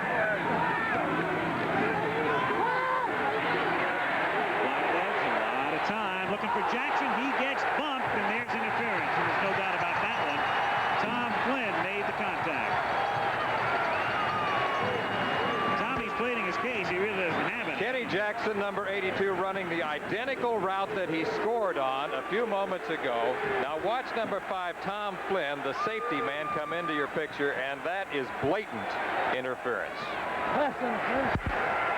Flynn was contending that he was going for the ball, but there was no question about that call. The only question about any call here is that punt on 3rd and 10. I can see not wanting to necessarily pass into the wind, but at least you keep it on the ground. On the previous play, Marino had thrown a very good curl-in route. So that would indicate that he can throw into the wind. 1st down, Penn State. 1:46 to go in the period. Blackledge setting up, and it's time again for Jackson, and it's through his hands. He rifled it. Tim Lewis was covering on the play. That is a catchable ball. Kenny Jackson should have had this football. Now watch what he does here. I think, to me, I've always liked the basket catch as opposed to crossing your hands. Now let's just see where those hands are and watch his hand-eye coordination. You see how he crosses his hands? To me, a basket catch where you put the hands up and you've got a double shot at it is always the best way. Crossing the hands like that eliminates the second option. 2nd and 10 from the 15. Warner inside the 10 goes Pitt, and he's to the 5. That should be a first down. Michael Brooks making the stop. First down and goal. Kurt Warner, according to Joe Paterno, the man we just saw, is the best athlete. He's maybe possibly only Lenny Moore in all the years, and you're talking about some good backs. He said this man is better than anyone he has ever had at the running back position. Earlier today set a new Penn State career record with 634 rushing attempts. Look at another one here. And he gets about half of what he needs. It'll be 2nd down and goal inside the 3-yard line. Kranick and Palucci making the stop. Under a minute now remaining in the 3rd quarter. Penn State leading 13-7. 2nd down and goal at the 2. Kurt Warner is bigger than they list him. They list him at about 198 pounds, but he's really 208 pounds. So he's effective both as a tough inside runner, and he also has the speed to be a breakaway threat. Split backs here. Williams in motion. Give it to Warner. Kurt looking for the gap and doesn't find it, and he is stopped at the 2. And the clock continues to run with 20 seconds remaining in the period. So you've got 3rd down, goal, ball at the 2-yard line. They were asking Paterno if he wants a timeout. They were looking over and saying, do you want to call time here? And we'll have one more shot with the wind. And Joe says, no, let's let the period expire because I don't think we're going to need the wind at our backs with 3rd down and goal at the 2. So the 3rd quarter is over. It belonged to Penn State. They lead after 3, 13-7. And we'll be back at Deep Up with you. Penn State leads by 6. It's their ball at the Pitt 2-yard line. 3rd down and goal. Going into the wind as we start the 4th period. That's Williams in motion. Blackledge off the fake, maybe looking for a tight end. They'll do that a lot. Throwing this one out of bounds. John Williams, the intended receiver, number 44. So 4th down now. And when you lead by 6 and you've got it 4th and goal, 3 more puts the opponent out of range of retaking the lead with a touchdown and a 2-point conversion, so you settle for the 3.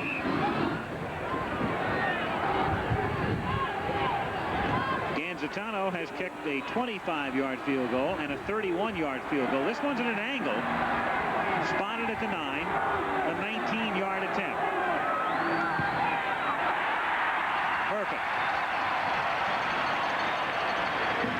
So Ganzatano is 3 for 3. And 9 seconds into the 4th quarter. Penn State leads Pittsburgh 16-7. I are on an academic scholarship. Fine student athlete. Yeah. Boj Fazio, his team is down by 9. And what will work in his favor, of course, here in the 4th period, is that the Panthers, who were totally stymied offensively in the 3rd quarter, will now have the wind at their backs. Massimo Manca, freshman, to kick off. And again, he boots a ground ball, which is fielded at the 17-yard line by Marlon McIntyre and run out to the 23. In the 3rd period, well, first of all, let's take a look at the numbers through 3. Now you can see what happened in that 3rd quarter because remember that Penn State was slightly down. Look how they took charge in total yards and also also climbed up there in time of possession. Prior to that, Pitt had been in charge in those two areas. Well, in the third quarter alone, Pitt gained only 13 yards. Yep. All on the ground. Marino was 0 for 2. Now he's got the wind at his back. First down from the 23-yard line. They start the drive with Thomas through the middle, and he gets out to the 32 for a gain of 8. Harry Hamilton and Walker Lee Ashley making the tackle. It'll be second down and 2.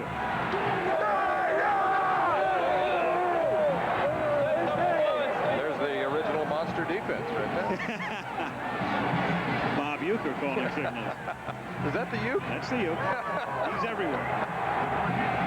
Second down and 2. He got dressed up today at the 31-yard line. Marino, good protection, and then throws to McCall, and he has it at the 36-yard line, and that is enough for a Panther first down. He was run out of bounds by Dave Paffenroth. You know, this guy has to do push-ups every time that Penn State scores. You're aware of that, aren't you? Well, he's had to do 4 sets of them today. 3 field goals and a touchdown. And the Lions lead 16-7. I saw you pumping some iron yesterday in the Penn State weight room. 5-pound curls. I did 2 of them. First down. Pittsburgh at the 36-yard line. It's Thomas past the 40 and out to the 45-yard line. 8-yard pickup. Radisic and Sefter on the stop. Second down and 2. Wind can be a factor, even if only psychological. It's nice to know that wind is at your back, even when you're running the football. Especially if it comes down to having to kick a field goal, too, to win a ball game. Second down and 2 from the 45. And it's Thomas. He gets into Penn State territory, and Bryan takes it down to the 41-yard line, stopped by Robinson and Kelly. 13:25 remaining in the game. Let's get a weather update. What's it like on the field, Tim Brandt? Al, I'll tell you this. You were talking about the wind being a factor. Pitt now has that to its back. But I'll tell you, the rain is starting to come down. Now there is some sleet. The field is getting slippery. That will be a factor. Back to you, Al. All right, Tim. It is first down for the Panthers at the 41 of Penn State.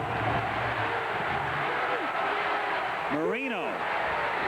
And it is caught at the 28-yard line. A great catch by Dwight Collins. Somehow, he was able to wrest it away from Hamilton, and Dwight needs a moment. He's shaken up. We talked about how Dan Marino has a tendency to force the ball at times. Now, even though Dwight Collins, number 32, is well covered here by the hero back, number 17, Hamilton, he still throws that ball right in there. Now, fortunately, this time, Collins out-wrestles Hamilton and keeps the football. That is a fabulous catch, a great extra effort right there. Collins last year caught 6, and today he's caught 5 for 70 yards. But he is the subject of that attention with 13:01 to play in the game. And the lot coming off the field, being assisted back over to the Pittsburgh bench. Barry Compton has come in to replace him as the Panthers have it first and 10 at the Penn State 28-yard line. 13:01 to go. Penn State leading 16-7. Thomas spinning. You saw the flag. Down he goes at the 30-yard line. That's Thomas's 25th carry of the day. He has rushed for 111 yards. See about the call. Holding Panthers.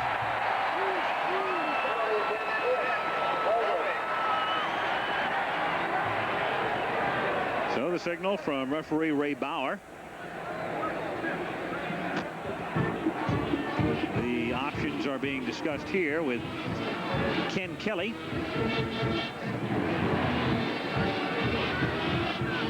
The play was a loss of 1, and they will take the penalty, which is a 10-yard march off to the 38-yard line. Holding. Offense. First down. So the option defensively for Penn State was if you want Pitt to have it 2nd down and 9 or 1st and 20, and they opt for the latter. Good opt. Yeah, when you get down this deep, it is. 1st and 20.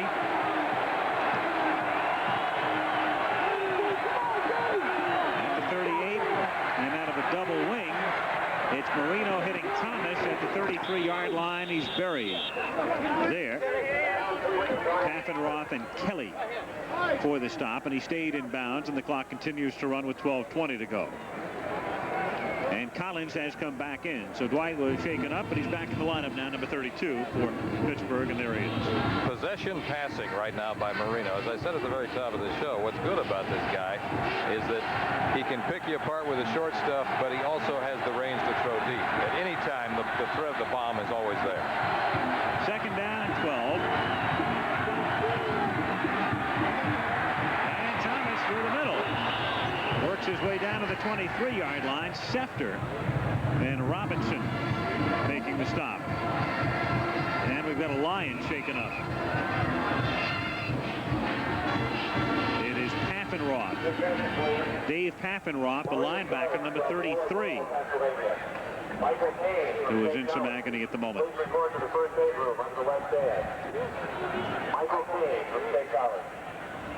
So they work on Paffenroth as the Panthers have moved it down to the 23-yard line, and it will be 3rd down and 4 upcoming. 3rd and 4, you think that possibly Marino might want to do some type of a rollout action to the wide side of the field and utilize a combination pattern between his 2 wide receivers. Meanwhile, this could be a relatively significant loss for the Nittany Lions. Roger Jackson has not played since early in the 2nd half, the defensive back. His spot was taken by Mike Fruhan, and now it appears anyway they will lose Paffenroth, at least for a few plays, hopefully only that, and Roger Puz comes in to replace him. Well, he's moving pretty good. Although, well, looks like an ankle. Hard to speculate, though. You really can't. It's so hard to tell whether it's an ankle or a knee or a cramp or whatever. But under his own power, he goes off, and now a big play coming up for the Panthers. 3rd down, a long 4 at the 23-yard line. Marino, quarterback draw, 1st down at the 13-yard line. Good call. Oh, beautiful. Had that middle open up. The sea parted. He went through. This is an excellent call. 3rd and 4. You're thinking pass. You don't think of Marino as a runner, so the element of surprise is there. Takes 4 steps back, comes upfield, sees the yard marker, knows how far he has to go to get the 1st down, takes a dive, protects himself. There it is. 1st down at the 14-yard line. They give it to Brian Thomas, who's looking for a spot to move through and has to settle for a gain of a couple. Robinson and Radisic making the tackle. The BT Express. He's been good inside. He's been good outside. 743 yards coming into today's game with a 4.2 average. And he was the leading receiver on the team, as you pointed out. Not as flashy as Warner, and a man that doesn't get a whole lot of publicity, but he's been quite functional today.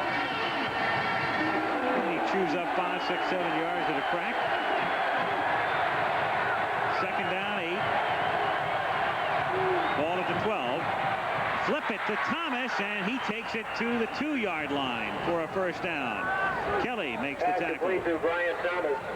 Just as we were saying, he can be effective as an inside runner, an outside runner, a good short man on the pass cuts. Use him on a lot of different types of player control, swings, circles, flats, checks, screens. A 1st and goal. Ball at the 3. So Penn State trying to hold the Panthers, who are trailing by 9.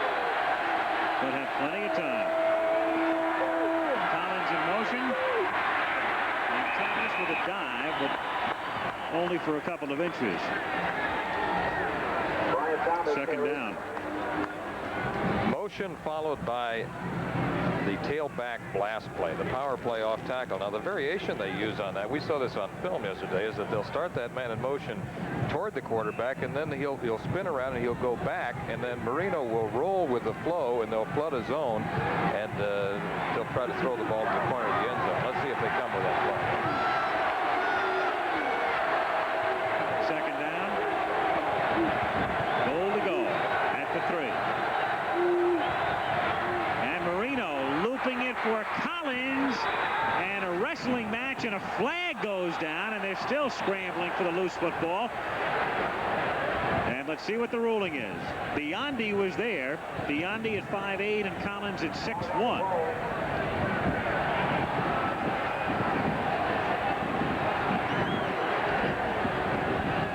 Didn't look like Marino really got a grip on that ball. He was trying to just throw a fade route. Got a personal foul against Penn State.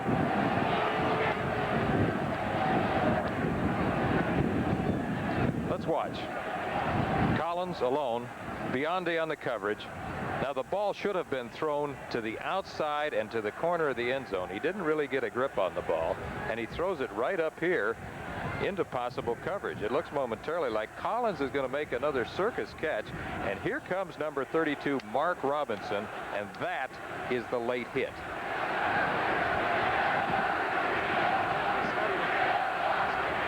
Half the distance to the goal line is one giant step, Simon says.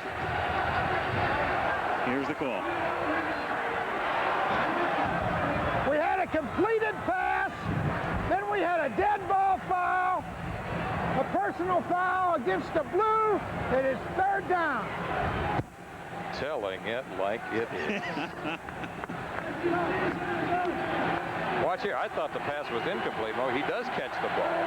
But right here is the late hit by number 32, Mark Robinson. So now it is third down and goal. Inside the 1, it's Collins in motion. And it's Brian Thomas, and he does not get in. He is stopped. It'll be fourth down. It's Radisick, number 97, among others. Remember last year's Super Bowl where Hacksaw Reynolds came up and delivered that kiss? All right. How about that? How about that for an effort from the secondary? Not only the linebackers, but number 32 again, Mark Robinson. Radisick and Robinson both in there to deliver a terrific shot. And now Fazio is sending in the field goal unit on fourth down inside the 1. His team is down by 9. They need a touchdown and a field goal, and he's going to opt for the 3 as Schubert's kick is good. Well, that's an interesting call. True, you need 9, but do you or do you not go for the touchdown when you're inside the 1 on fourth down? They settle for 3. We have 8:04 to go, and the Lions lead 16-10. No, Cupper, I think I've got to go for it if I'm coaching on fourth down and less than 1 inside the 1. What about you? All right, here's my thoughts on that, is that when you have the wind at your back and you've got a quarterback like Dan Marino who can move the ball for you in a hurry, and you've gone down there and you haven't really done anything for 2 or 3 downs, I think it's a good idea to put something on the board. Now, Schubert's kick goes through the end zone. I see what you're saying. I hear you, but to me, I'd rather come down to needing a field goal to win a ball game than a touchdown. Yeah, but you got 8:04 and you got the wind at your back and you got Dan Marino. Well, we'll find out. We'll see. A little grist for the mill again. Stay tuned. First down for Penn State at their own 20-yard line. They're going into the wind in the fourth period.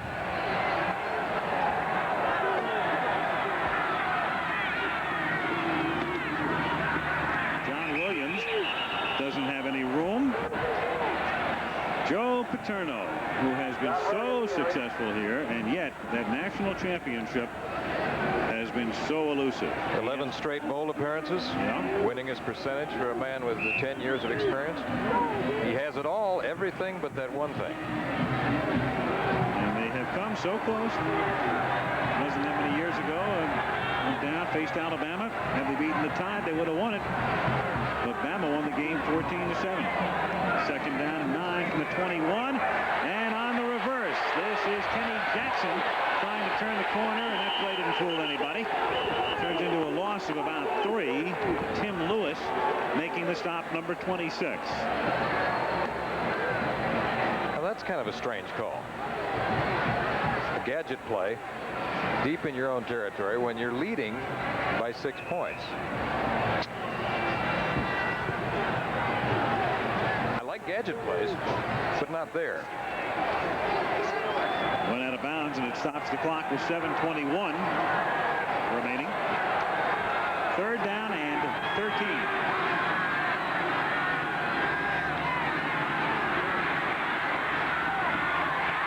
and out of the hands of Kevin Bow, number 11, at the 40-yard line.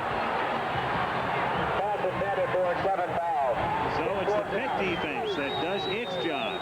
Here's Kevin Bow from left to right on a curl-in route. He gets in behind the linebacker. He's waving his hands for Blackledge to throw to him. Now watch this. The ball is thrown behind him. It is a catchable ball, however. Right there on the coverage is number 5, Tom Flynn, who, as Al Michaels told you at the top of the show, was only playing about 80% today. He's playing hurt. John Camaro's kick is an excellent kick into the wind, a line drive, and they let it bounce. And down it at the 32-yard line. The Panther offensive unit taken over with 7:04 to go. Penn start this drive from the 32-yard line, 1st and 10 with 7:04 remaining in the game. And Marino starts by giving it to Thomas, who takes it to the 40, 45, and rolled down at the 49-yard line. A tackle made by Ken Kelly. Mark Robinson. Oh boy, this is really the definitive tailback play out of the I formation, the blast or the isolation play, whatever you want to call it. It really amounts to sort of a triple option for the tailback because he can go straight, he can go inside, or he can go outside. And that has been the most effective play today for the old BT Express. And time is called, an official's timeout. Rob Fada, who is playing hurt, comes out. He's the right guard. This spot is taken by Paul Dunn, and they line Dunn up over on the left side, number 61. First down from the 48-yard line and into Penn State territory. BT Brian Thomas getting close to 8. Ofer made the tackle. This is the kind of drive right here that the Panthers would like to have. They would like to divide time between the run and the pass and just pick away and systematically move down there and score and not leave Penn State time to retaliate. That would be a 17-10 finale. But they've got some ways to go. On 2nd and 2, Marino, good protection to Thomas again. Tackled at the 36-yard line. That's a first down. Roger Puzz, the man who replaced Dave Paffenroth. And by the way, they put a soft cast on Paffenroth and are taking him for x-rays. He went off on crutches.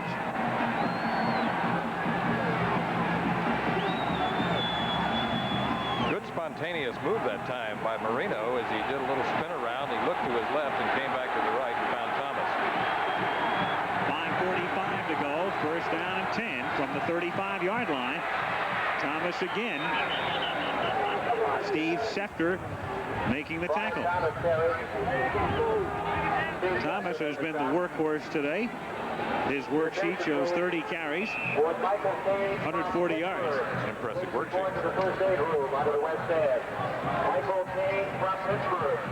Second down and 7 at the 32-yard line.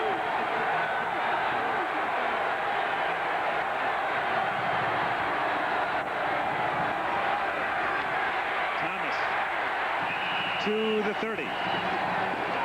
So third down and 4.5 coming up. Schefter again in on the stop along with Radishik. So the clock still running. 4:53, 4:52 remaining in the game. Third down, 4.5.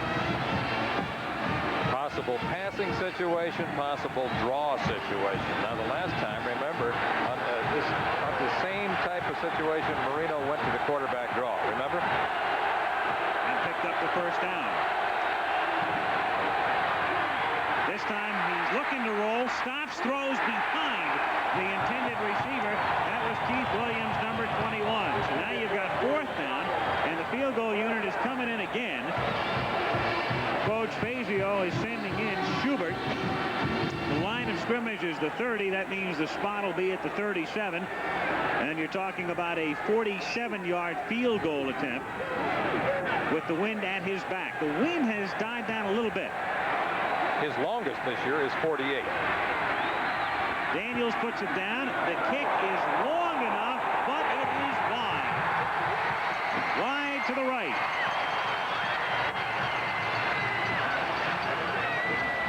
Schubert misses.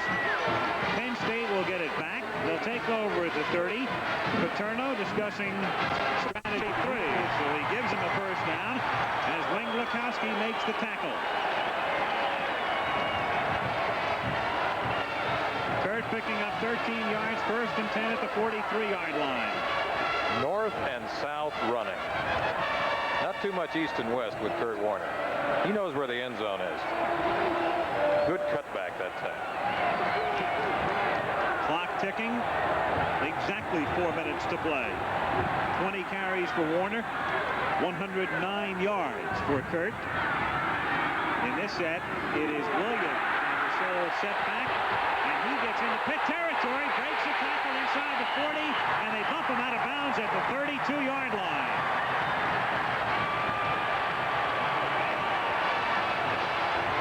John Williams, number 44. Some question as to whether he could even continue earlier. Two big running plays in a row for the Lions. First Warner to the right, now Williams to the left. Two missed tackles there. Another missed tackle there by Tim Lewis, number 26. Here he is along the sidelines, finally forced out by Moss and Hill. First down, Penn State at the Pittsburgh 32 with 3:45 remaining in the game. It is Blackledge to the 29-yard line on a broken play, Cutler, would you figure? My initial thought was that it was a broken play, but it might be a planned play. It might be just a rollout, in which, no. The way he's doing it is a broken play. I would say that it was meant to be some type of a play-action pass with a rollout behind the tailback and the fullback. Well, it does no damage at all because they pick up 4 yards and they chew up a little bit more of the clock, which now shows 3:10 remaining in the game. Coles is in at fullback. That's Jackson going in motion on second down and 6. And they give it to Kurt Warner through the middle. Goes Kurt, and he's down to the 21, and that's another first down. Michael Brooks makes the stop, and now Pittsburgh is looking right in the face of having to take their timeouts on defense. If they can hold him even. The emotional energy is building here in Happy Valley. We saw it like this 4 years ago. You and I covered this same game together in 1978. Similar, close, hard-hitting, low-scoring, typical Pitt Penn State football. Call this a backyard catfight. First down, Penn State, with Jackson in motion at the 21-yard line. Williams to the 15-yard line for a gain of 6 as Wayne Lukowski makes the stop. Oh boy, that's got to make your offensive coordinator happy when you control the football like that and on the ground. And little doubt that you're looking at a national championship battle in the Sugar Bowl if things remain the same. Penn State leading here 16-10. They'll be meeting Georgia in New Orleans. Georgia, 1 game remaining against Georgia Tech tomorrow to try to stay unbeaten at number 1. Second down and 3. That's Jackson, number 82, in motion. It is Kurt Warner slipping, moving, and getting down to the 12-yard line.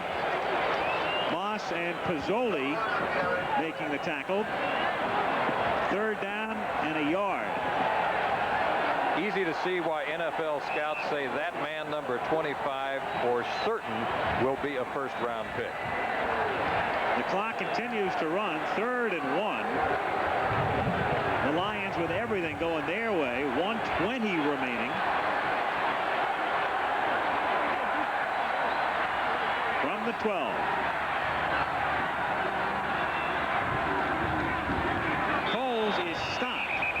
calls his stop at the 12-yard line. It'll be 4th down coming up. And will Pitt take a timeout on defense? And they do. They do. They'll stop it, trying to conserve some of the clock with 57 seconds remaining.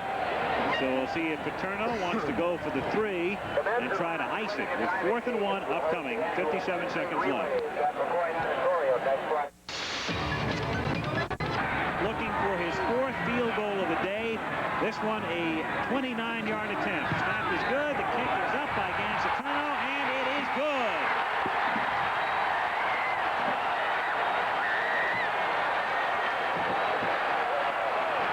So Penn State just about ices it. A 9-point lead with 53 seconds to play.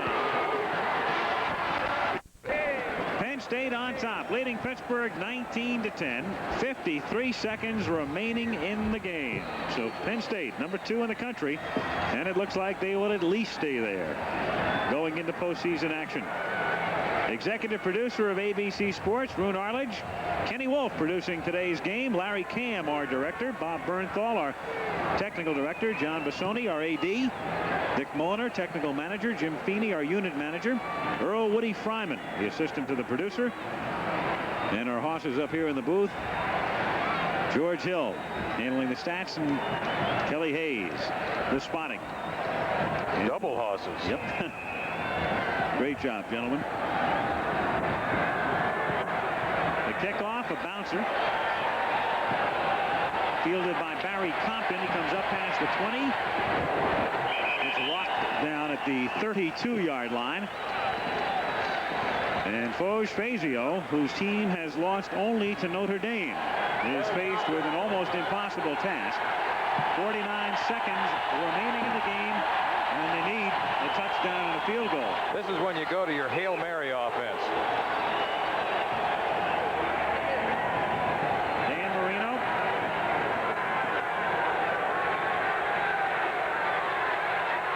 And his time has a man open. That's Dawkins, 45. And stopped at the 50-yard line. That's a first down. As you can see, Pitt has 2 timeouts remaining. The clock is momentarily stopped for the first down at the 50-yard line. As soon as it's spotted and the ball is signaled ready for play, the clock will start again, and they'll work without a huddle. Clock in motion now. 38 seconds. Marino goes over the middle and nearly intercepted. Number 98, Ken Kelly, got the hand up. 8 men deep as Penn State goes into their prevent defense.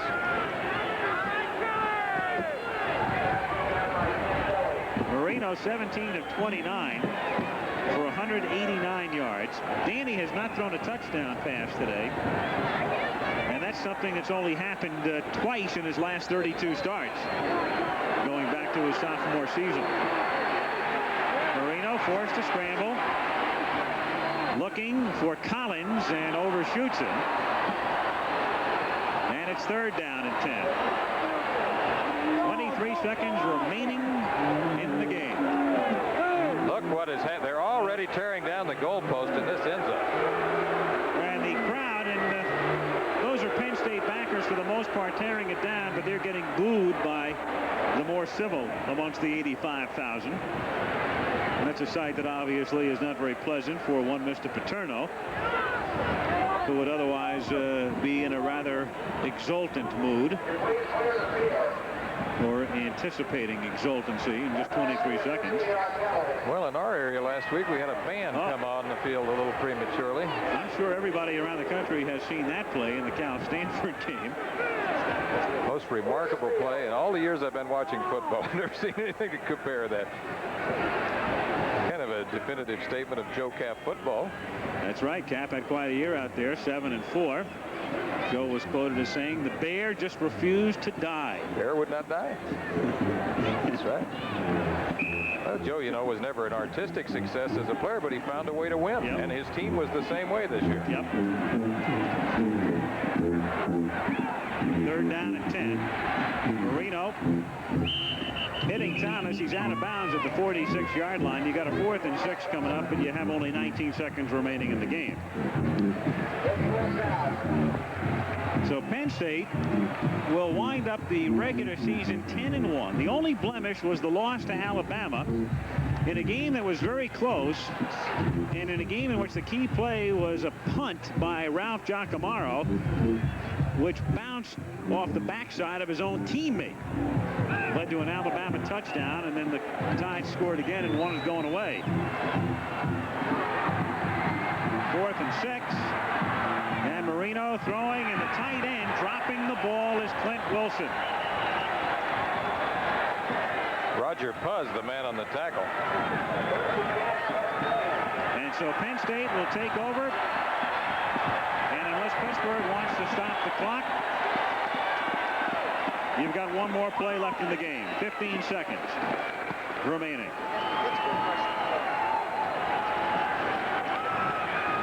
The Nittany Lions heading for New Orleans. And that's what bowl officials pray for. A matchup between 1 and 2. Cats and the dogs. Yep, cats and dogs, and it looks like they're going to get it in New Orleans. Let's see if Pitt takes a timeout. They will not. The crowd comes flying. Get ready for the 38th renewal of the Hula Bowl. The East All-Stars versus the West All-Stars. And aloha, everybody. I'm Don Ho, along with Bob Trumpy and Ahmad Rashad. And Trump, we'll have some fun today. Costas, if you're Don Ho, you should sing. What we have here are 68 athletes from 53 different